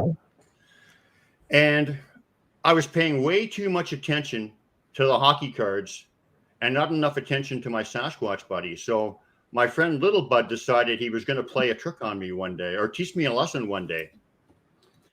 So I took a bubble envelope with a really expensive Gordie Howe card in it. And you probably know who Gordie Howe is. Even you do, Michael. Of course I do. Dude, I just Okay. live an hour away from Detroit, man. The Red Wings, Okay. man. Well, he's like a god. He's a god, right? He's a god. Okay, so I had an old Gordie Howe card in there. I was sending off to some people in this bubble envelope. But I thought, I'll go and stop off in the woods first, and then I'll go, right? So I put the bubble. I went and parked in the woods. Not a soul around. I put the bubble envelope underneath my floor mat on the passenger side floor mat, right on the floor, right? Hid it under there. And I had all kinds of other crap in the car that, people might want to steal. Mhm. Anyway, so I went and looked around. About an hour later or half hour later, I come back. I drive and I'm taking my my package to the mailbox. As I get to the mailbox, I'm just about to hand it to the clerk, and something doesn't feel right. It doesn't feel like there's something in it or whatever. And I look at the back of it, and there's no card in there. The card is removed. And I just kind of made a weird excuse and left the post office and was all sheepish. But as you can see, that's greasy fingerprints, man, that opened up that envelope. Do you see the fingerprints on there? Yep. Sure I see the do. grease marks there. Yeah. Well, their hands are greasy or whatever. So he opened up the envelope,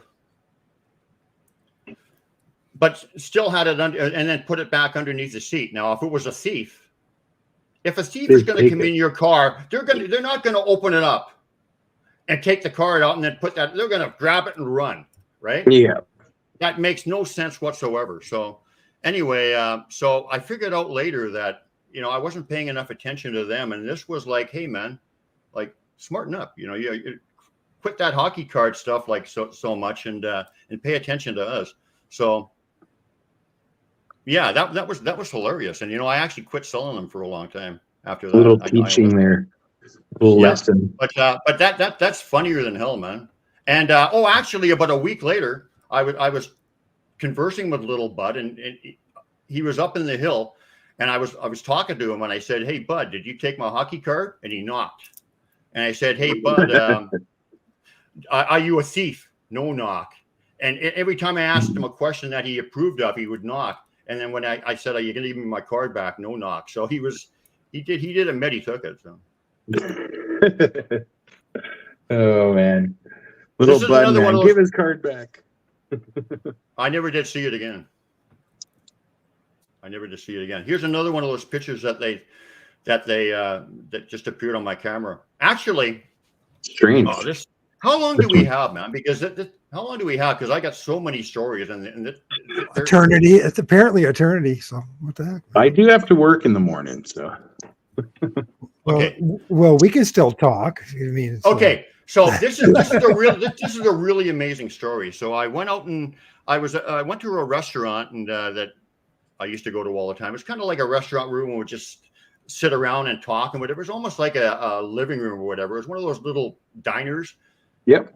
And the same kind, the same people would go in and we'd all bullshit and stuff. And, like a Rocco's Diner or what? Yeah, something like that. So I'm talking to this guy and I took him out into the woods. And this guy was a tracker and stuff. So he was very used to looking at stuff. And he was also into mushrooms, and not the magic mushrooms. Like he was a mushroom club guy. He was interested in all kinds of different mushrooms. So we were finding structures and tracks and everything. And this guy was more interested in mushrooms. And I was just like, what the, like give your head a shake, dude. But anyway, we did see some tracks and we did see some structures, and this guy was paying attention, and we came upon something where there was a broken branch with some mushrooms on it. Okay.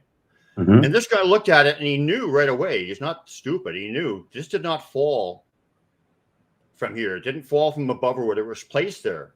And he was smart enough already to figure out that because he was interested in mushrooms, that's why he noticed it, and that's what drew him in, right? Okay.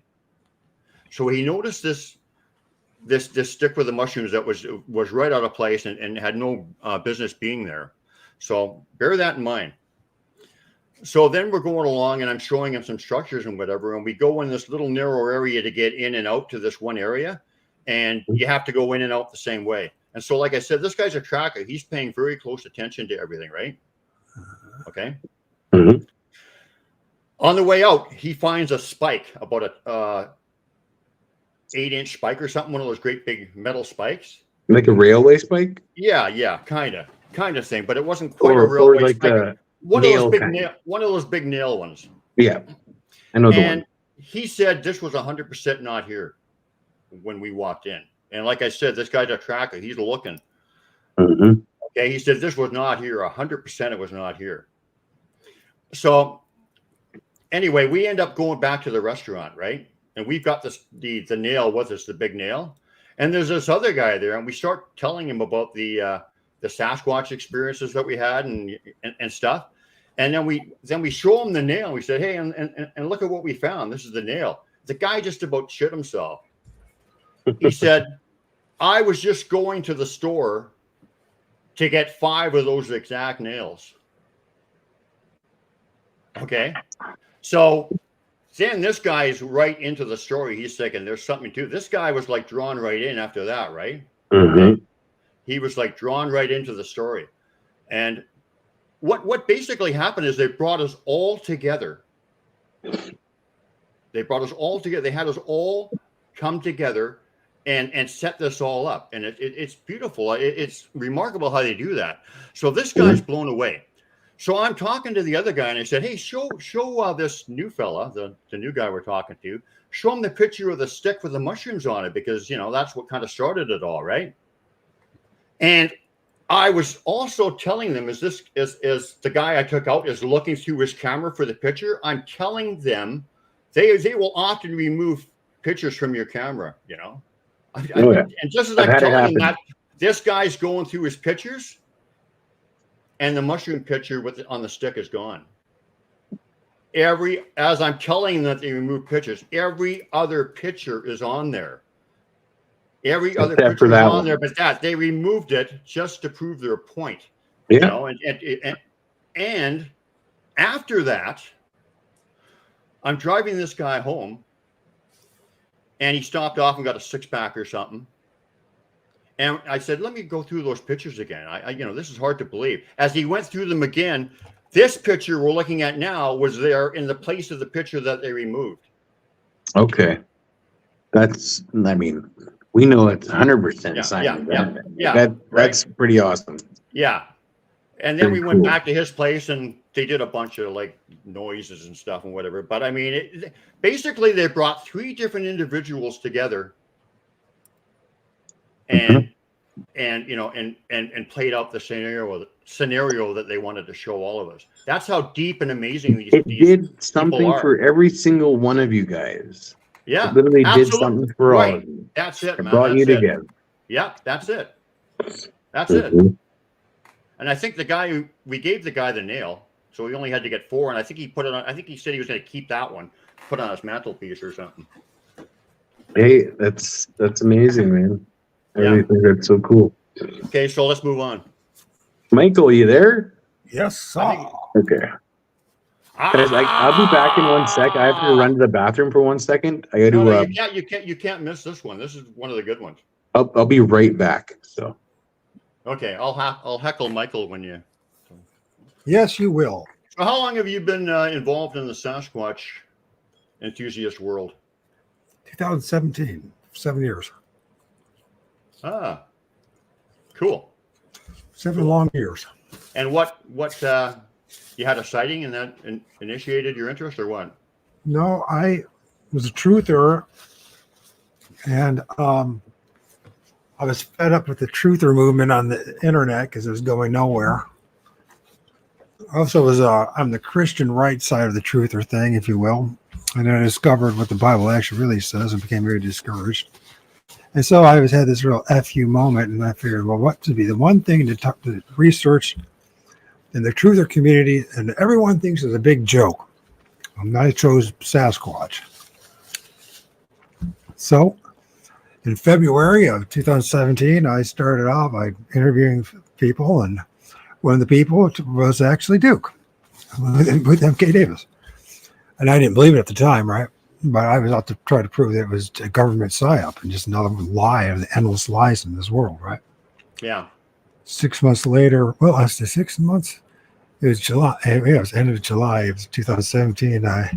Actually, in my first sighting, in the beginning of August, I had my first encounter standing next with a Crow Indian medicine man, and a Sasquatch got 15 feet in front of my face. Actually, I saw two of them in the middle of my town. In the middle of my town. Fully materialized? Yeah, it materialized. In the physical, 15 feet in front of you. That's cool. Yeah, he was crawling up the ravine. And so, then you were a believer after that, I imagine. Well, the problem was just 7 years ago, the Flesh and Blood crowd owned the show, right? And me trying to share my experiences, I mean, it was nothing but absolute freaking abuse, right? And I discovered real fast that I was on my own by the end of the middle of 2018. And so I became very discouraged with the Bigfoot community and its divisiveness and this whole Hegelian dialectic nonsense, a little flesh and blood versus woo thing.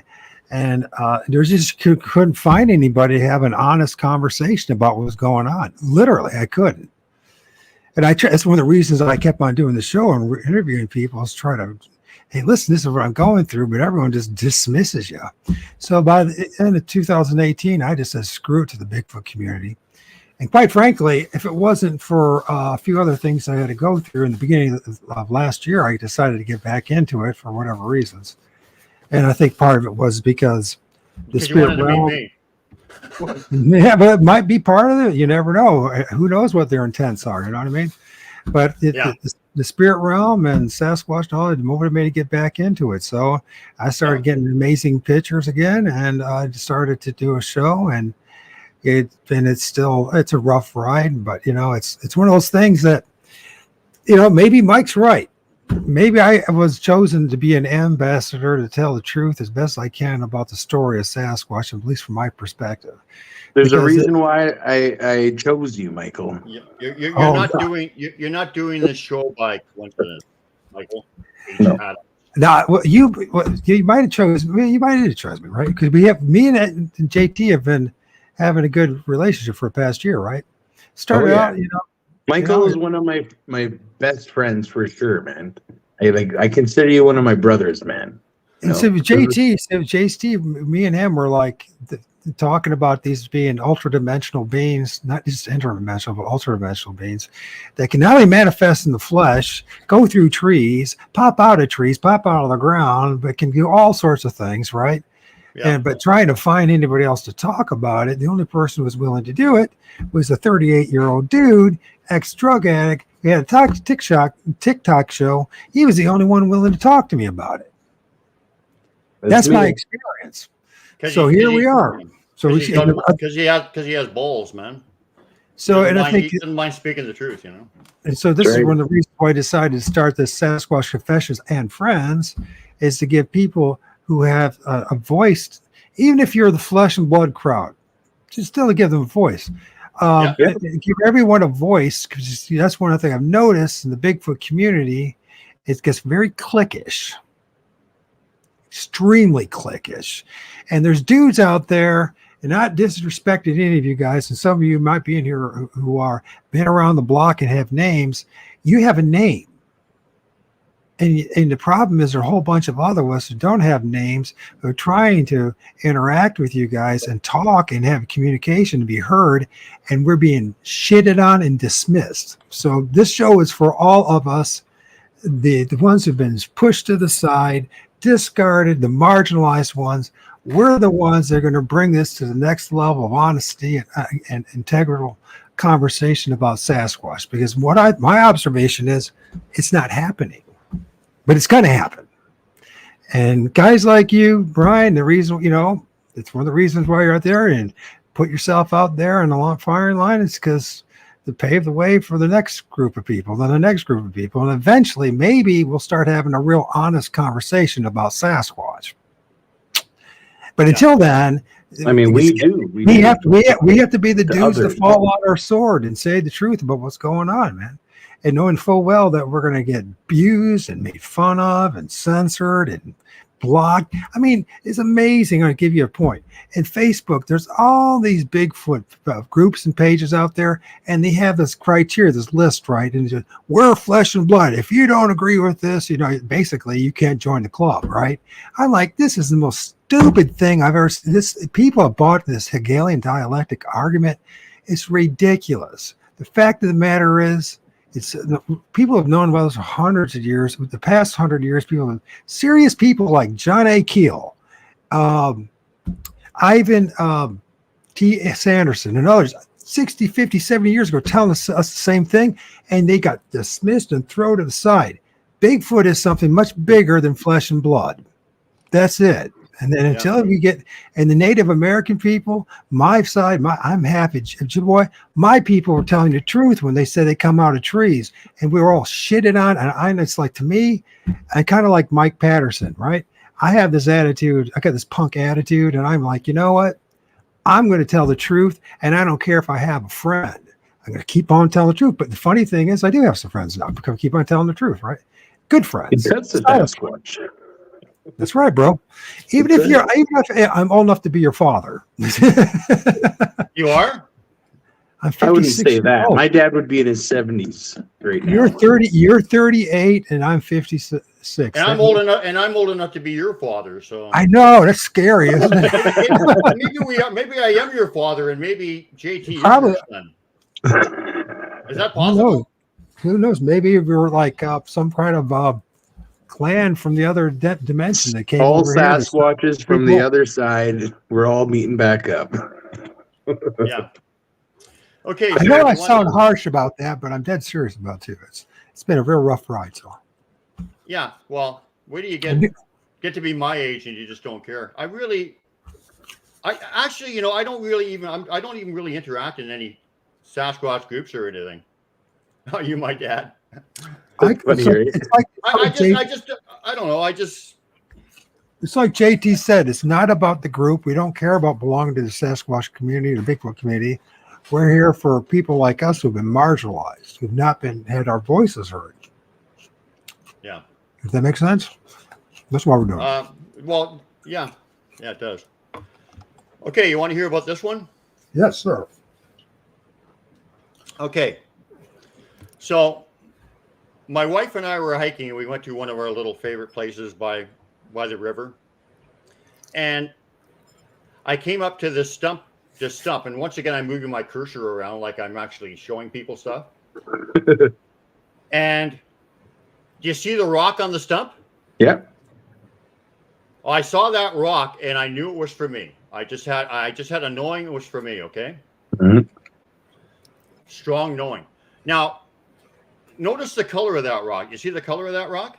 Yeah. It looks like all the other rocks. It's like a river rock, right? Yeah. You can see that, right? Oh, yeah. But look at the shape really closely. Zoom in, Michael. Okay. Okay. And look at the color really closely. Now, zoom out and let's go to the next picture. And I'll continue the story.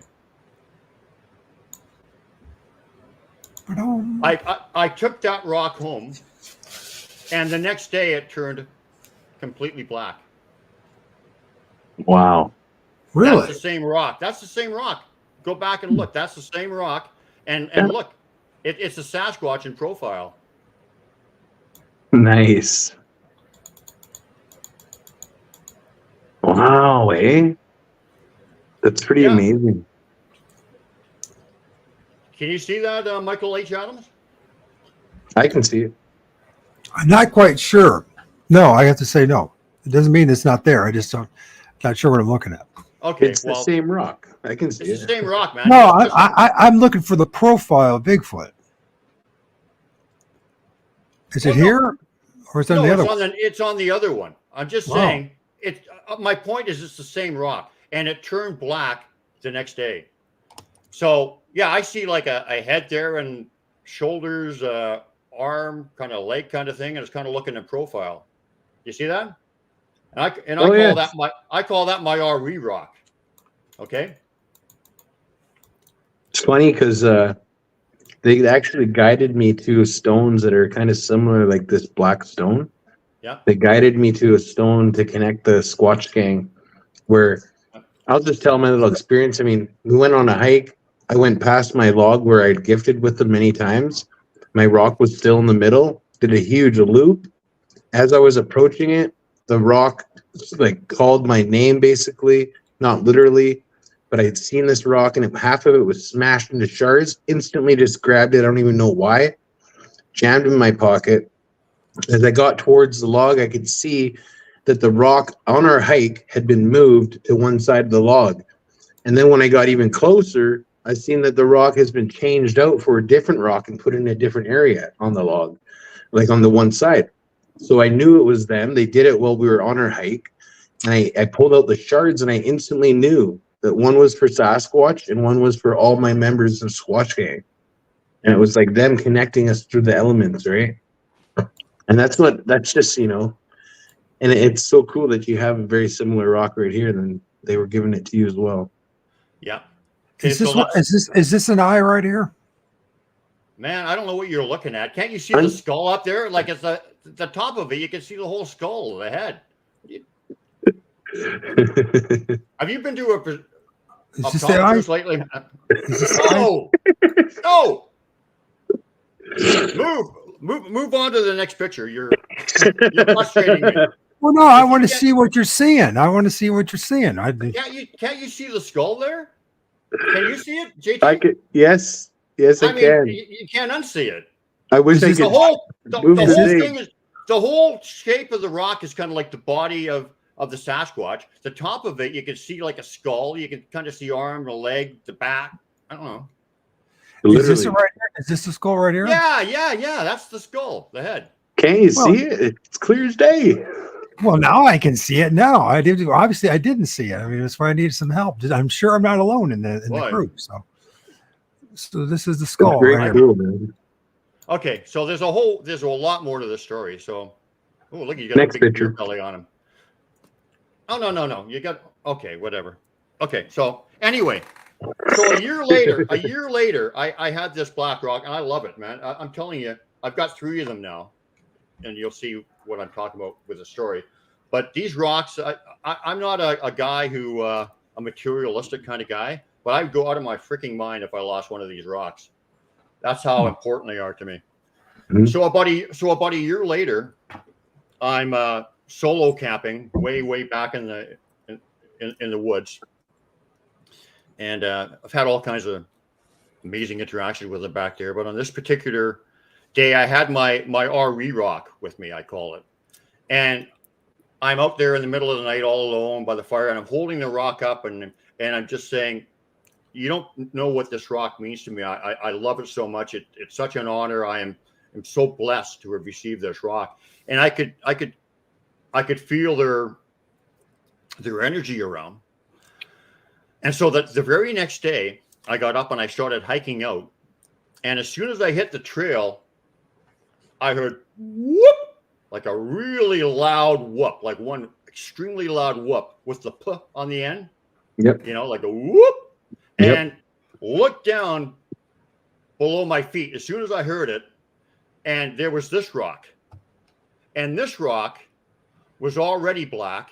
And to me, it looks like a Sasquatch face or an old native Indian guy's face or whatever.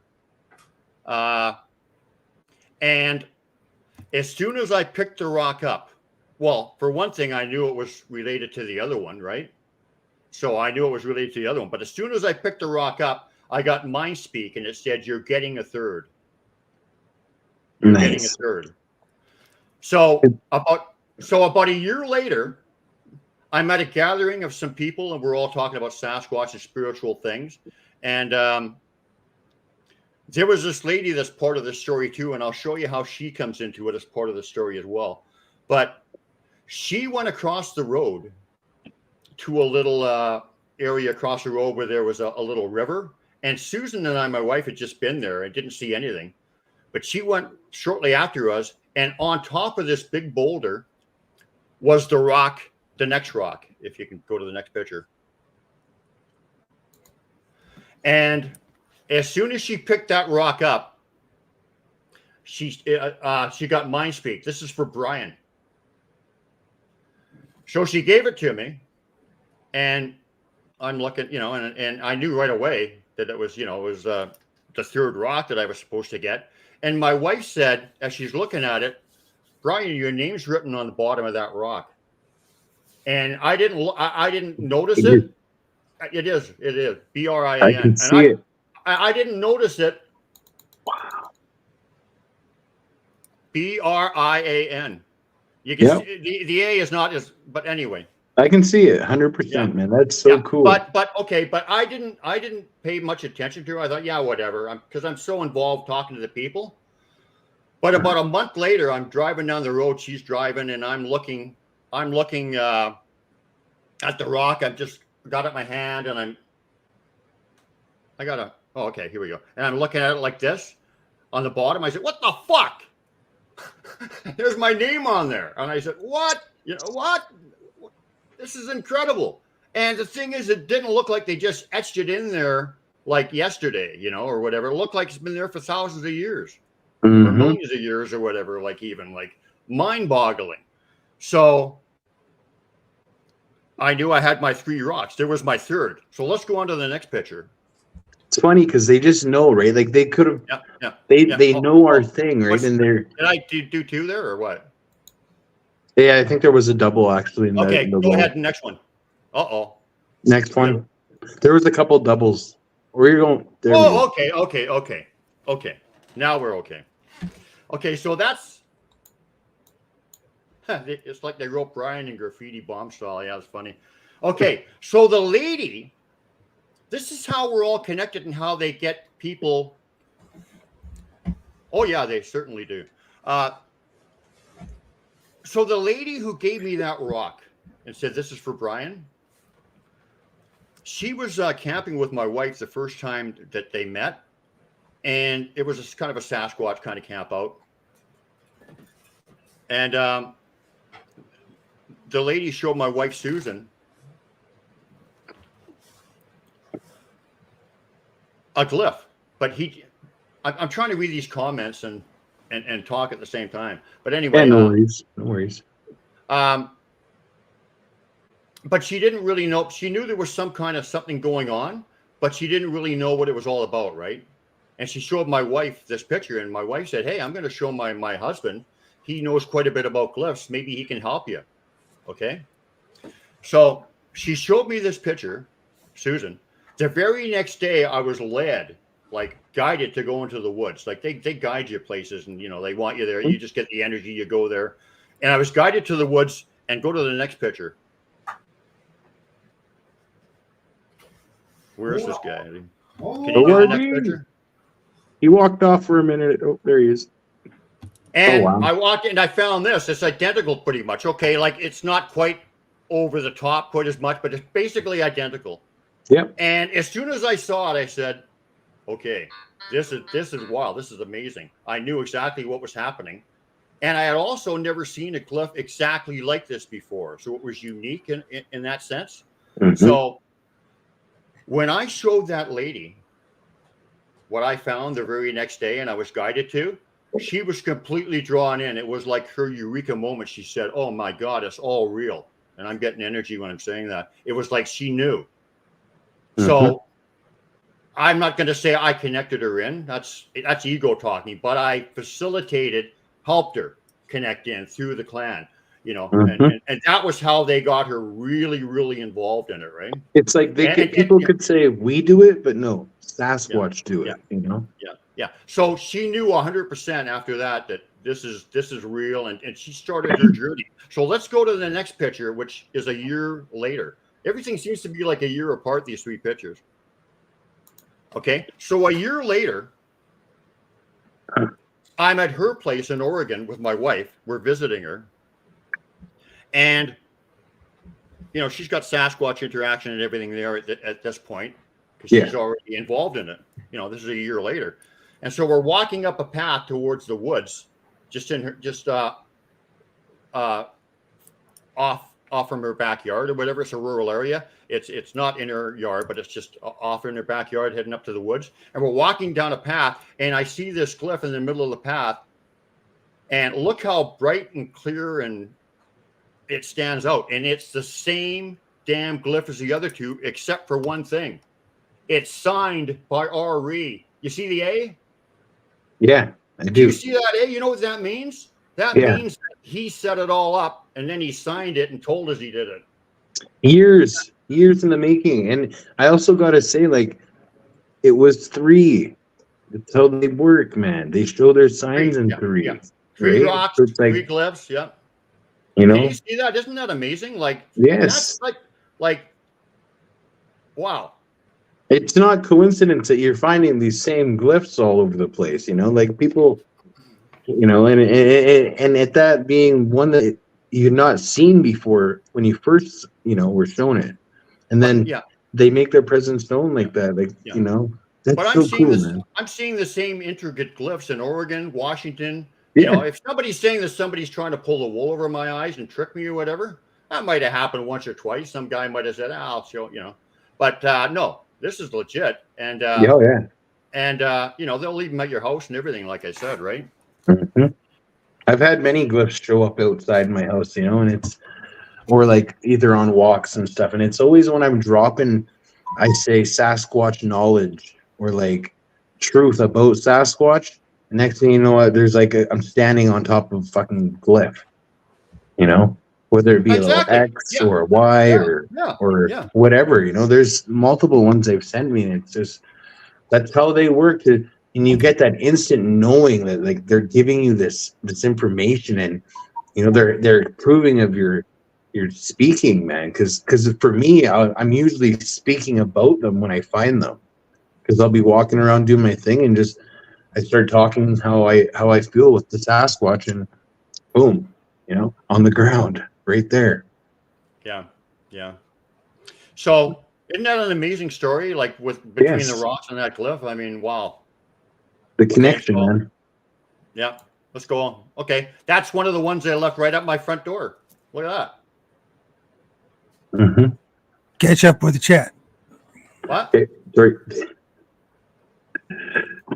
Like just reminding JT to catch up with the chat. Oh. Okay, let's move on. So you got a rock here, and you got there. Yeah. Oh. By the way, that's my little bud's signature.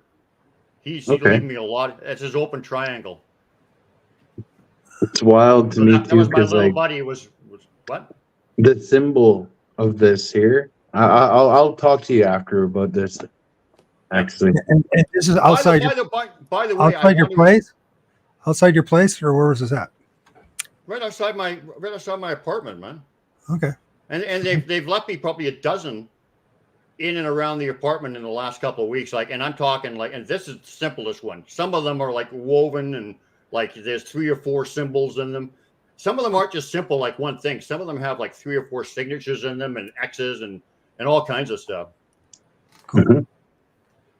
But my buddy here says, I think Sasquatch understand native language because when I speak Cree to them, or Cree to the one, I seen it turn around and it understood me. I think it's more or less like they understand the people, like who can connect with Sasquatch. Like they can understand all languages. All languages. Okay, so here's another one that was left at my place. There's the X for the friendship welcome. I'm not really sure what these sticks symbolize. Maybe a path. But this little thing, I didn't even notice the first time. This little thing down here, and this is the most interesting thing. So if you want to move on, I'll show you what I'm talking about when I say that. That. Yeah. Okay. Is that the same thing right here? Yeah. Okay.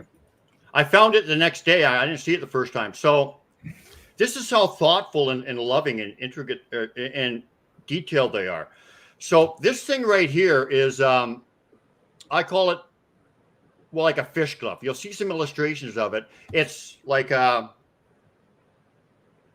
anyway, you'll see what I mean when I show you some more pictures. This one is not a very good illustration of it, but the shape on the bottom is like what I call the fish glyph, and that's the symbol for my relationship with my wife. That's my connection with my wife. That's Brian and Susan's connection. Okay. And So look what they put in it, man. A heart. You see that heart there? Yep. You see the sentiment and the love that they're showing? It's for you guys. Yeah. Yeah, absolutely, man. And I mean, what is that part? Is that part of the plant or is that something else? What is this? No, that's just like they'll just use anything. That's like a hairband or something. Is it okay? A hairband. Okay. Oh, Yeah, I mean they make glyphs out of like stuff other than just like sticks and stuff. But you'll see what I mean by the fish glyph later. But you got to understand that I've had tens of thousands of these glyphs, and the meaning is undeniable for me, for the personal meaning. So I guess you just have to take the leap of faith and trust what I'm saying. yeah. But once again, I will say that the meaning will not be for you either, unless you want it to be. So okay, let's move on. There's another thing to the left, right in the front there. See, there's RE's A and there's the X. Yeah. AX. See it? It's right in front of my house again. RE's A, and there's the Friendship Welcome X.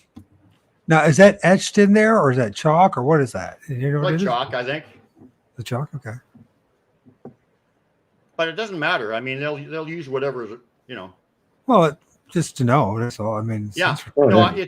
it's chalk, I believe. Okay. We can move on. Now there's the Friendship Welcome X again. Now, my wife and I had just laid these blankets down. We had just laid there, right? Okay. We were just laying down. There was a raven across the water watching us, and I knew that it wasn't more than a raven because it was doing some. Well, I'll tell you what it did later. But anyway, we had just laid these blankets down. A few seconds later, we looked down, and there's this X there. Now, as you see, part of it's on my blanket, which means that it had to have been placed there after we put the blankets down, right? Yep. You know what I'm saying? 100%. It So- was laid on top of your blankets or your towels, right? While we were there. Yes. While we were laying there. And as we noticed this, a raven flies over our head. Right over our head. And It's a sign, he goes man. back- and he goes 100%. back to this wood pile where I had some wood for the fire for the long night. And I had a feeling I had to go back to that wood pile. And when I got there, there was a single raven feather right there. A gift, a raven feather gift. Huh. Later in the evening, the wife and I decided, let's look at those pictures that we took of the raven feather, because we took about 5. She took 3 and I took 2. Every one of those pictures was removed. Huh. They were all gone. Every one of them from both our cameras. So let's go to the next picture. There's the raven feather. And a heart rock we found there, yeah. Mm-hmm. That's the feather. Yeah, you can see the heart-shaped rock. Yeah. It's even got an outline on it. Oh, yeah. Big thing. So, yeah. We can move on. Next picture, Michael H. Adams. The Lord of War. This is what I call a calling card kind of glyph. They'll do this when they really want to point out something. This is a track, and it's got a vine circling it. Like, hey, dummy, look at this. It's right here. Yeah, it's right here. Can't you see it? And that day I was in another area, and as I was walking along the trail, a Sasquatch appeared right out of thin air on the trail, like materialized out of thin air, and then walked off into the bush. Later on that day, I was being led off trail, and I found these amazing circle structures that they created. I found about 6 or 7 of my wife and my glyphs that were like definitely not random, because things can fall and look like something to be random, but sometimes it's obvious. So I was getting a lot of interaction that day, and this was the individual who I saw across the path, who materialized out of thin air. That was his track, and he's saying, "Here's my track. That you saw me, dum dum, and I'm going to circle it so you can't miss it."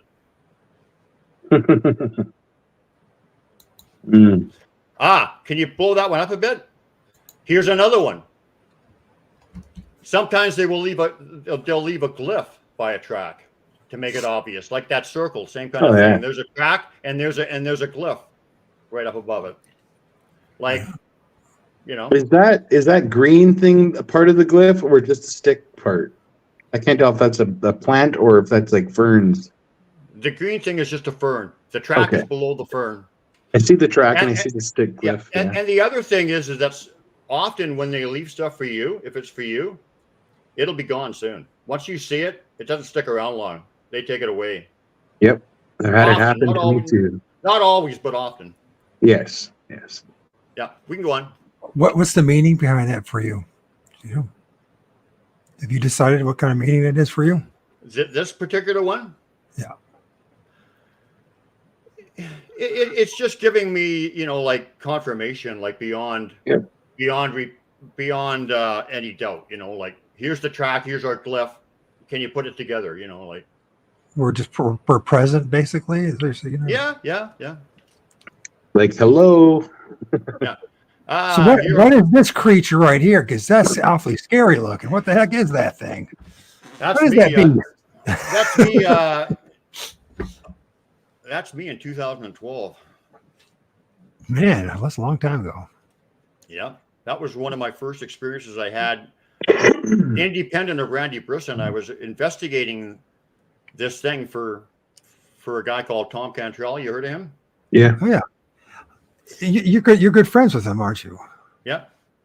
And we would like to have him come on our show and talk to him.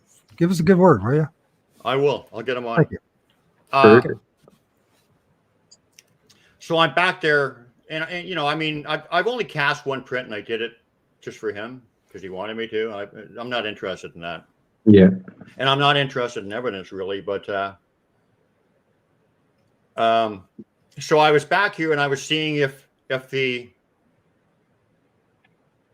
trees were brought in or pushed over. I was just kind of investigating. Hold on, I'm reading it. It's fascinating how they weave them together. I found the exact same structure like this, just lower. So anyway, I'm looking at it, and all of a sudden I got this weird feeling in my head, like what's going on? This weird energy feeling, and I heard kaboom, like two semis colliding, just this big crash, and I jumped right up in the air, like I was startled. I wasn't scared. They've never scared me, but I was startled, and my glasses flew off, and I just started laughing, and I said, "Good one, guys." But that was weird. Like it literally sounded like two buses colliding head on in the woods. That's wild. Was that where you were at this? Right when I was there.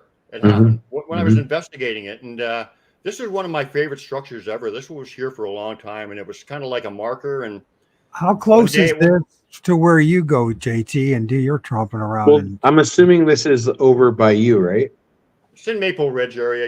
Yeah. So it's the next town over, bro. Like probably about 30 minutes, something like that. Yeah, an hour drive. If you went probably from location to location, probably an hour, maybe an hour and a bit drive, maybe. I don't know. From because I go up the mountains and but we're not far apart, man. That's for sure. And not that far apart. We've literally found this exact same structure just like this, but it's not as big. The sticks are big, but it's lower to the ground a bit. But it's literally the exact same one. Yeah, I swear. There was a gigantic asterisk they put in the trees, and I've got too many pictures to share them all. I don't think I have that one there, but they do. As far as these structures and these glyphs, I mean, this would be considered to be kind of a giant glyph, I suppose. Yeah, that's big. Musquat. Something big had to do with this one. That's for sure. It's big. Alrighty, let's go. How tall are you? 6'4". So you're tall, You're, man. just- you're a big old man, aren't you? Something had to be pretty big to put that thing together. Okay.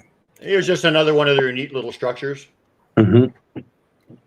I always say people could have made them, but and people do make some of them, but they And what make them else? all, What yeah. else do you say about them? That Sasquatch can make them, people can make them, but they also add to them too, right? Or it's Well, if a kid comes up and sees something a Sasquatch did, they're going to start playing with it and adding to it, right? And vice versa. But That's probably actually a big point to it. Yeah, I can't go into all the reasons why I know. Well, I mean, they both do them, but I mean, not only do I see the structure, but sometimes around the structures, I'll see their glyphs and I'll see Yep. their tracks. So I've seen them there, so they are there. Oh And yeah, they do make them. I'm not going to tell you for sure they made this one or not, but I think they did. yeah. It looks like they did to me, man. I mean, I don't see children just building stuff like this for fun. Especially these days, the way most of the kids are these days. They're too busy on Yeah, their games and they're playing. not like we were. No. Now, what are you looking at? Mr. Adams is intrigued. Oh, yeah. So look at the background to see if there's anything. Has anyone ever called you Grizzly? No. But of course, they made fun of me, the Adams Family thing. Adams Family. You're creepy and you're spooky, that's for sure. And my nickname is Mickey, so everyone, that terrible song, Hey Mickey, remember that song? Hey Mickey, you're so fine. Oh boy. Because my dad wanted to name me after Mickey and Mantle, but my mom said no way. So. Here's a neat little glyph. It's kind of unique. And notice the partially snapped stick. That's a trademark of them, where they won't quite break a stick. They'll have it partially snapped. So we can move on. We don't have to stay too long on some of these. There's just another really cool glyph. Yeah. I mean, not random, obviously, right? No, I wouldn't say so. I mean, it doesn't look like it's random. Is there some disturbance here? Is some kind of something going along with it, like a print of some sort, fingerprint or something like that? It could be. You'll see some of that stuff coming up. I mean, quite often they will leave stuff like that. Oh, this is just a beautiful glyph that just made me weep. This just speaks of their heart. This was at the place where I hold the gathering. I came upon this and I just burst into tears when I seen it. Look at the love. Look at the love that they put into creating that. The bark, the little piece of moss, the fern, the welcome friendship X, the A from the clan of O.R.D. I mean, I almost think that it might have moved a little bit. I almost think that fish glyph is there too, except it's not quite connecting, but it's. I was thinking the same thing. But anyway, it's a message, a personal message, and I'll tell you, I burst into tears. I was like overwhelmed with emotion, like gratitude, gratefulness. Yeah, because I mean, look at that, man. The Sasquatch people went out of showed me the love enough and respect enough and love enough to make that for me. How humbling is that? It's an amazing thing, man. It really is. You know what I mean? Isn't that a beautiful glyph? That's one of my probably top 10 favorites. Nice. It's very, very. It's amazing, man. Yeah, I really like this for sure. It's a beautiful one. Look at the face. Right. That's O.R.D's face in the rock. Yep. You can see his eyes. You can see everything. You can see his eyes, his cheeks, his nostrils, even his mouth. Clear as day. Clear as day. That's O.R.D. in the rock. Is that shape-shifting enough for you? Yeah. So that's pretty much how it works, man. Going back to obviously going back to I'm sure you've gone back to that rock since. Does it still look the same like that, or is it just this one moment it looked like this? It doesn't look as good. I knew it. It only looked really good that one time. No, that's an amazing shot, man. And I got some pictures to show you too. I really like this one. I mean, that is so obvious. Yeah. Look at that face. It certainly looks like a face. Got a nose and eyes, mouth. Chin? Probably just a rock troll. Somebody says Bigfoot World Central or World Yeah. Bigfoot Central. So, kind of speaks to their omnipotent abilities, doesn't it? Oh yeah, big time. Oh, and actually, the first time I saw R.E. in person was just right in behind this rock. Just right in there, man. Really? That's so cool. Yeah. They're always with us. Even when it feels like they're not. Well, that's when they're with us the most. Yeah. Or when you're having those moments. Yeah. Sometimes. Yeah. Anyway, anytime you want to move. Next picture, Michael. No, it's making me think of some of the images that I filmed of things that manifested out of boulders. That's all. It's pretty good images. Aha.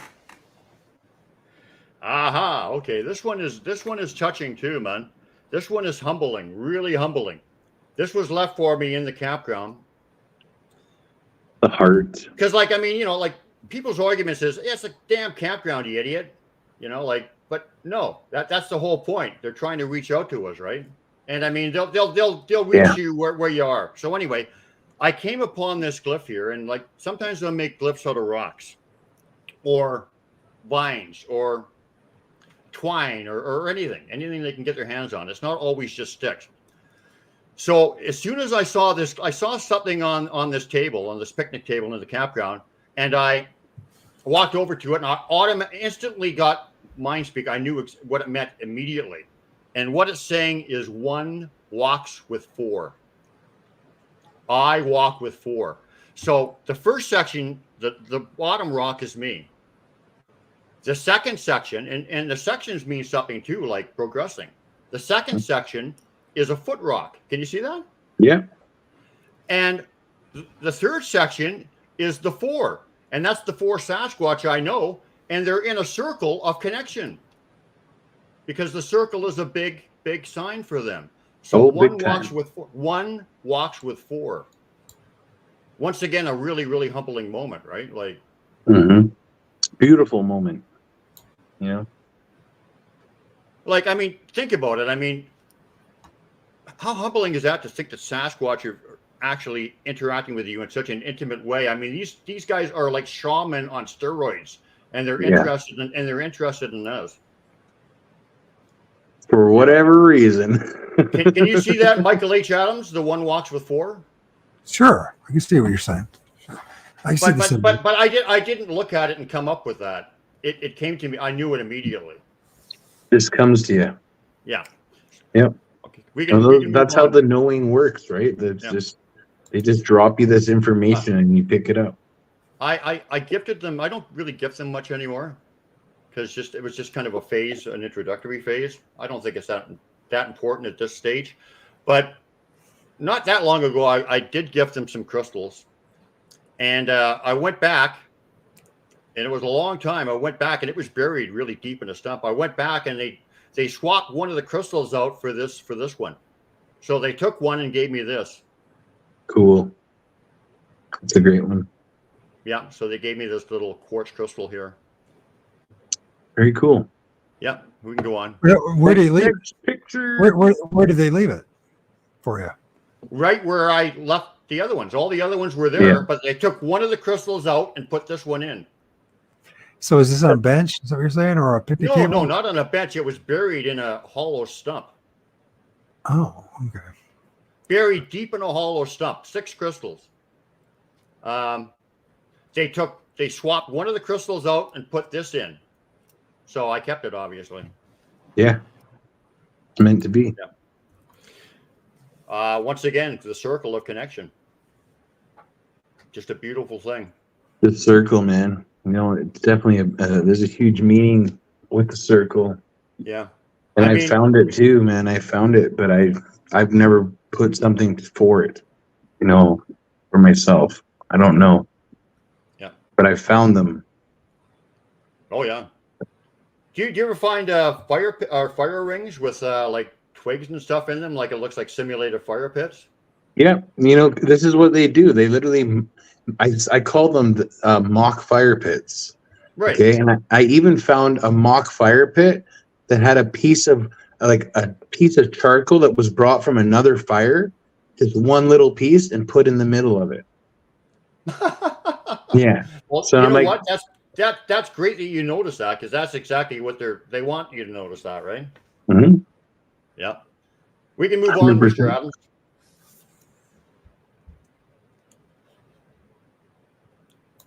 Chat. The Y stick, man, Sasquatch connected. Now they left this at the beginning of a trail for Susan and I, and just on the other side of that that fence there was one single track. Oh wow. Right there, one single track that went along with this glyph, man, Sasquatch connected. And I always say that the longer prong, I'd like to say, is the Sasquatch, if one is longer. Then the short, littler one is the man, and then the shaft is the connection between us. Mm-hmm. I see it. So we can move on. That's my meaning. Once again, I'm not trying to tell you that's what it means. That's my meaning. Exactly. So I found these before. I found this before out there. Just like that. So now we're going to get into how I know. I think this next series of picture will be getting at how I know that they know what I'm doing years before I even do it. Like they know that I'm going to come up with a meaning for a glyph years before I do. So one day I came upon a Y stick in a structure, and I had seen the Y stick for forever. Right from the beginning. I knew what the X meant, I knew what the A meant, I knew what the H meant, what the 4 meant, and a bunch of other ones. But for some reason, I just never put it together what the Y stick meant. I just never thought about it. Then one day I just said, it's man Sasquatch connected. So as soon as I came up with that meaning, boom. The very next day I went back, and there was this Y stick left there for me, propped up against a tree, with the individual who left it, I think, represents the rock. I think that's my take. But anyway, so I came up with a meaning, and they showed me this the very next day, and it gets better. We can go on.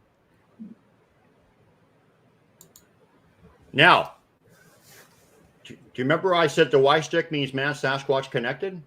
Yep. Now we're getting into the fish glyph too. You see the fish glyph there? Of course.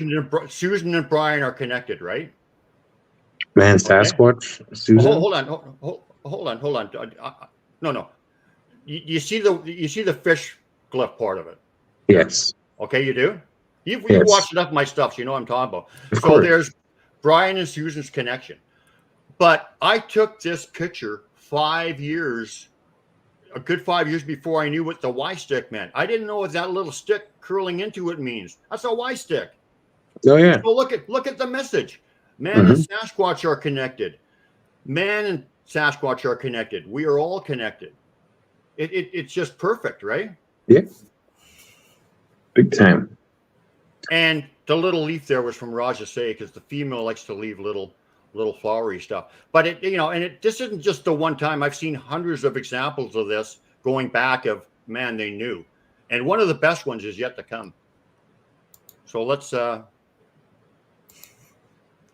move on. So like I said, this was years before I knew what the meaning. Okay. Here we go. Okay. So my wife and I were sitting in front of our tent at night. And we couldn't have a fire. I think there was a fire ban or something going on. But anyway, we're sitting there. And my wife hears Fortean in the bush just off to our left, where she said it was Fortean. And she's very intuitive and gifted. And so I just trusted her that it was him. And she heard heavy breathing, like a big individual breathing, right? And I don't mean like heavy breathing, like, Yeah. just Not a that big kind man. of breathing. No, not a big pervert in the woods, just a big guy, right? Breathing. She could hear, and she knew it was him. And so we went to bed that night. And before I go to bed, I always check around the area for glyphs and stuff. I'm always looking to see if they left anything or whatever. The next day I get up, and right in front of the tent, just tucked partially behind this tree, is this glyph that was not there the night before. Now, look at it. It's a tent. There's two little people in the tent. You see the two little sticks? Yep. Yes. You see the stick off to the other, the bigger stick off to Sasquatch. you see the bigger stick on the other side of the tent, outside of the tent? No. Mhm. Come on, get me the big stick. You're ruining my story here.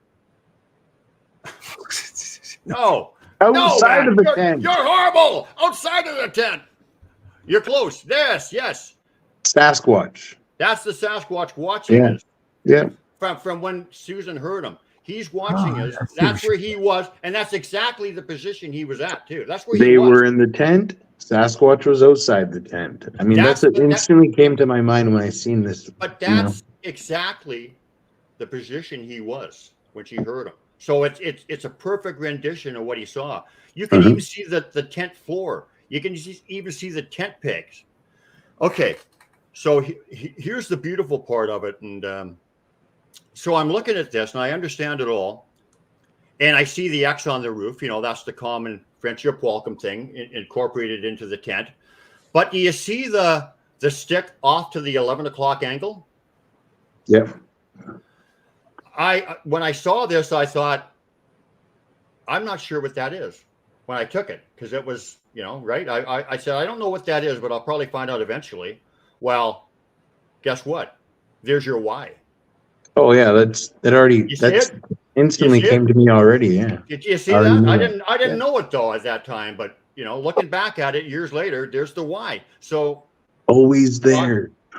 So think about this. What this is saying, and this is undeniable to me. I'm not even I don't care if people believe it. It's undeniable because I've lived it. I've seen it over and over and over again. What this says is that they knew that I was going to come up with that meaning, or they knew what I was going to do, or they knew where I was going to be, or whatever, years before, I even formulated the thought or anything, because time is not linear for them. This is there's always lessons in all of these experiences and stuff, right? I just got my first member on. Sorry, but I get excited. That's your first guy? Yeah, first member of the Sasquatch Confessions team. Thank you so much. What, you only got one subscriber? Well, no. I have almost 7,000 subscribers, but this is for membership they donate, they pay a certain amount a month to be a part of the team, right? Or they can gift us and stuff, right? So they're very cool, man. Thank you so much. That was the first time.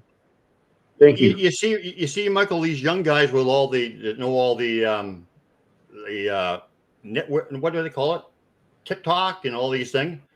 I mean, you can add a few years and you've got 7,000 subscribers. I got 1,700 or something. Bro, I grew my YouTube channel. Once I started taking my path again, with Sasquatch, and actually going out and making my own content, like filming my hikes and stuff like that. I went from having 150 subscribers to what I have now, just under 7,000 in just over a year, a year and a couple months. Yeah, but I mean, even though you're experiencing a lot of the things that I'm experiencing, whatever, and you're open to it all, and you're not quite, you don't quite just go all full blown fucking weird like I do. So I mean, I do, Brian. If you see me on my TikTok, you go, there's that guy. Trust me, I get out there. What is this guy? He says, where is the proof that Sasquatch uses fire? Who said that? We just said that they do simulated fire pits. Yes, they make mock fire pits. I love these little fern piles here that you've been receiving too. Okay. My wife decided one year for American Thanksgiving, because she's a U.S. citizen, much like Mr. Michael H. Adams. That we were going to the Lord of Lords. We were going to gift our Sasquatch friends a turkey dinner, right? Said let's take them some turkey for. I love this story because I already know it. I freaking love it. Yeah. So Sue bagged up a great big huge bag of turkey and we hid it in a tree. The next day I'm in the campground, but not at this area. And I get this knowing. I get this confirmation that they either took the turkey or that they were acknowledging it. So I knew it was one or the other, that they had either taken it or they were acknowledging it. So we went back, and sure enough, the turkey was gone. And I feel overcome with emotion almost, like, because they're hitting me up with energy this whole show. And you know, when you feel their love and you know that they're showing you love with what I'm explaining here, and you're just reliving it, it's kind of emotional, right? So, Oh yeah, big time. So the turkey's gone, and at the foot of the tree are these 2 fern frond bouquets, one for my wife and I as thank yous. So they're cool, even man. tied. They're even tied with string or whatever at the bottom, I think. And Literally the same, like in the same, almost. Was it the same hike? Like while you were out, this happened. You guys brought the turkey out. No. The next day, I went back to an area really close, and I got the confirmation that they had either taken it or. And then you find this. Yeah. Okay. And it was one for my wife and one for me. Yeah. So cool, man. So cool. Oh, yeah, we've seen that. Ah, yeah. Okay. Well, they left this by my house. Now, what you're seeing here. Now check this out. This is where, I mean, I got lots of these, so this is where it gets intricate. What you have here is you got the Brian and Susan fish glyph, the connection glyph.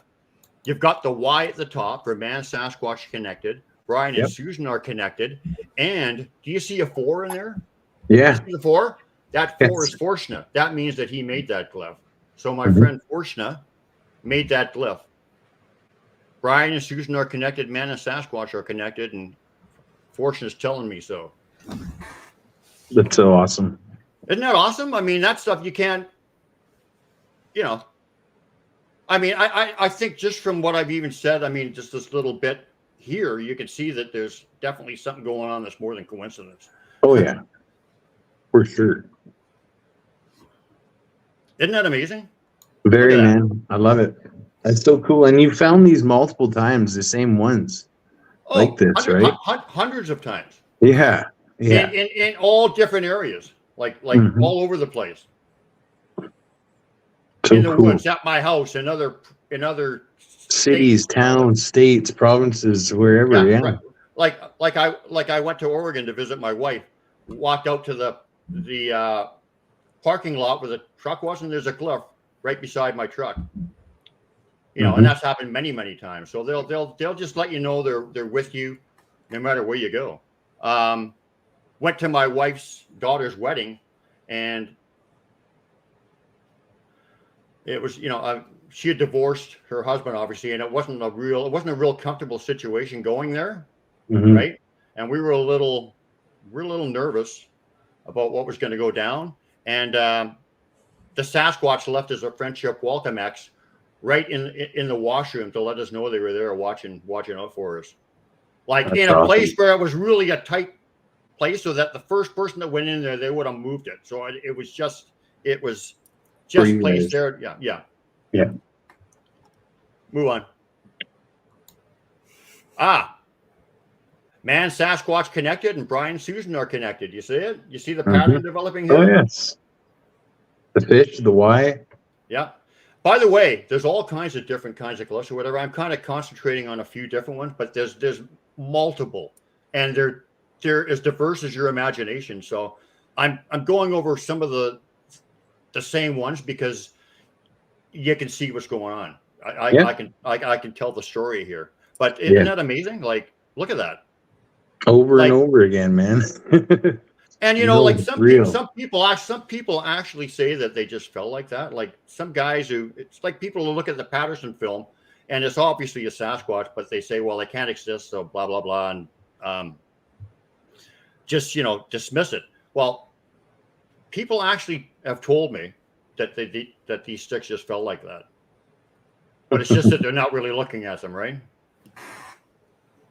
Yeah, man. So that's fine. Isn't that amazing? I love that. Yeah. Yeah. It's so cool that they keep showing their presence like this to you. That day that I saw the Sasquatch, I've seen it twice actually. A Sasquatch cross the trail and materialize out of thin air. But the day I did it, and I was and I saw that that glyph with the vine around it and the multiple fish glyphs, I was led off trail to find this and 3 other big circle creations. So this is something that they showed me when I was there. I only went off trail twice, and both times I found significant things. So they're guiding us, right? Oh yeah, no. I found there's one of these out in Chehalis, and I mean it's literally right on the side of the a walking trail, and it's made out of rocks. I don't know if it's Sasquatch, but it's literally right on the side of the trail. A big swirl like this. Yeah. Hey, and the other thing is look at those sticks. They're all bent. Where are you going to find 1,000 or whatever is there? They're all perfectly bent the same way they're too. All bent, man. That. Yeah. You tell me you could go out in the woods and make that. It's freaking very cool, man. I love it. Do you know what I mean? Yeah, I do. I see the sticks. Every one of those. It take you forever to go find the fucking 100 sticks that are all bent the same curve, just like that.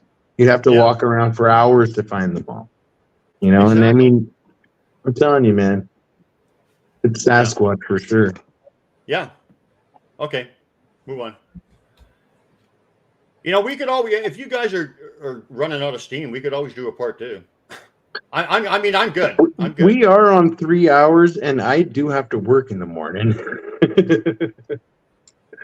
I do. How many more pictures do we got? Because maybe we can wrap it up. Because I do want to get into what their message and everything is. And we definitely want you to come back. There's definitely so much more stuff I want to show with these pictures, though. But wait a minute, hold on. Put that one picture back, though. Okay, so this was the first time I saw R.E. Randy Brisson and I were way back in the woods, and we're by a little sandy area by a little river, and we saw this glyph in the sand, 3D propped up, and it's R.E.'s A, and it's also got the X in there. Do you see that? AX. Mm-hmm. Friendship, welcome from the clan of R.E. is my meaning. Look what's woven in to that glyph. The same thing. The exact same thing is woven into it on the left-hand side of it. Mm-hmm. And so when I saw this, we saw this, and then suddenly Randy Briston and I are standing there, and we're just standing there. All of a sudden, we both knew, and this has happened many times with us, we just turn, or we look up, or we do something in perfect unison with each other, and we don't even know why we did it.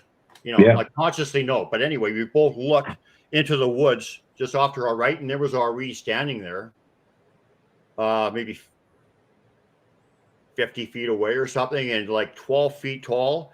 And he looked like kind of like a phantom or whatever. And he just stood there. And as soon as he acknowledged that I had seen that glyph, because this glyph was for me, because he just gave me the knowing, the yes, because this is, what he's communicating with me through one way. Now it's more energy and whatever, but this is like the written thing. But as soon as he knew it was for me, and he saw me, he just went from left to right, like he was on one of those treadmills or something with no head bump, which is like whoosh, just like supernatural, and he just disappeared, and it was freaking awesome, man. That's so cool. So how often do you guys have shows? Every Monday and Thursday we've been doing them. How many more pictures do we have, Michael? Because I really want to. 32. I mean, 32 more pictures? I think you. And you've got hundreds more. JT sent me 88 images from you, so we actually. It's hard for me. It's hard for me to. It's hard for me to pick because there's big stories. Let's huge stories. It's been 3 hours plus, and so what we should do is to do a part 2, and then you think about maybe adding an additional 30 or 40 images for the next show, or just whatever you want to do. You can do what you want. I think there's one thing that's important about this, Brian, is I've been paying attention to your show and other things, and it's just the first hour is pretty rough.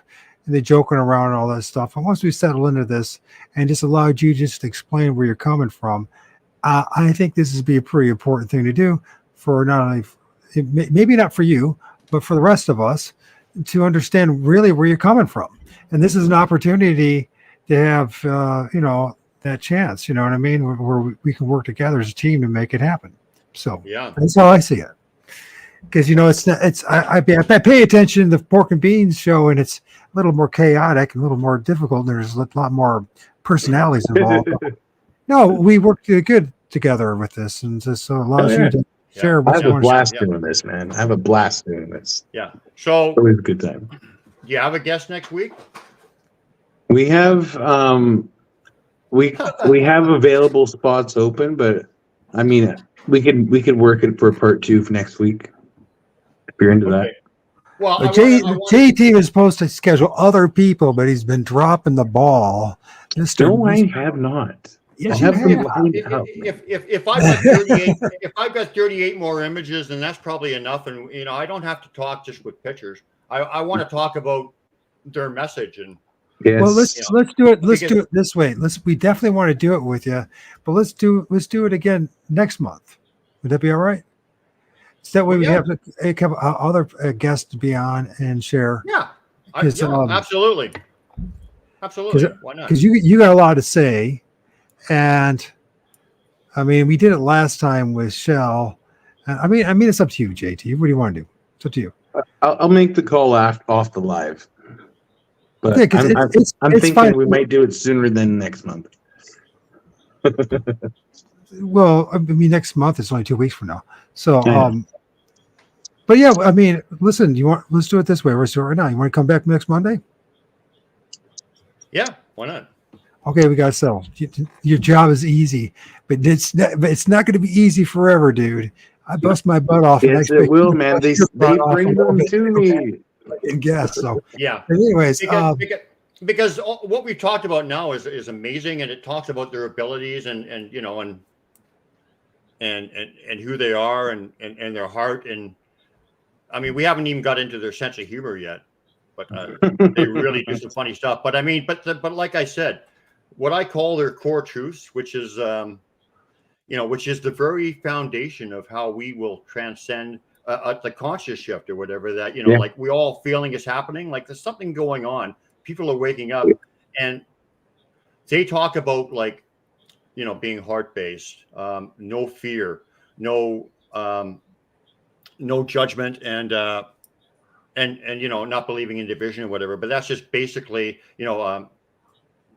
saying it really simply without getting into the depth, the meat of it or whatever. But I mean, it literally is so important that if we follow that, if we actually live by that, we wouldn't have any of the problems that we're having today. We would, I think that living in the heart and living those truths are the solution to our quagmire that the human beings are in, if we can pull it off, right? Anyway, I mean, it could possibly. I mean, I view the world differently. So I believe we live in a reincarnation, soul trap matrix, and this place is not where we're supposed to be.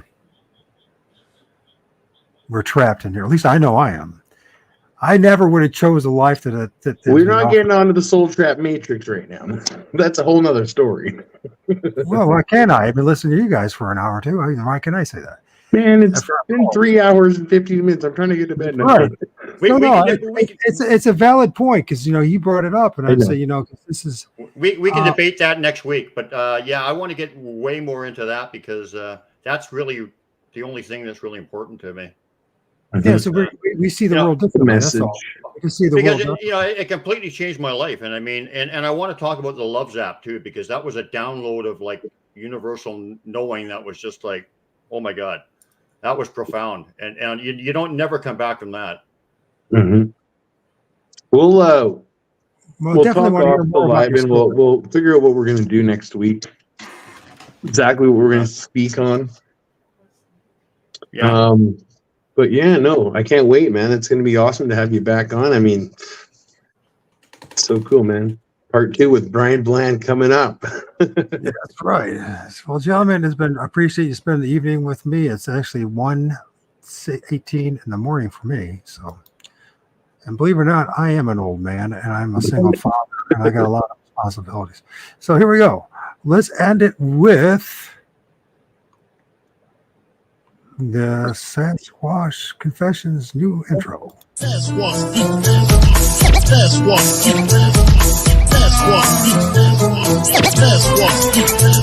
Put together a little extra and I'll make the class watch. Pacific Northwest, where we're blessed with Sasquatch. Like in the Himalayas, the abominable snowman, known to have strength more phenomenal than Conan. Discovered evidence of this endangered species. Footprints, hair samples, even stranger feces. Put a bad taste in your mouth like a glass of scotch. Some say it smells worse than an ass or crotch. In British Columbia, they're more than legendary, even though the skeptics claim he's imaginary. Eyewitness accounts that attract attention, while others can't decide if it's a fact or fiction. Is there an ounce of truth? I don't pretend to know. I'm searching for the proof, whether friend or foe. Got his own erotic novel, getting naked with ladies. What's the missing 411? Ask David Pallades. There's things that are not known. There's things that can't be known. There's things that won't be known. It's okay, you're not alone. There's things that are not known. There's things that won't be known. There's things that can't be known. It's okay, we're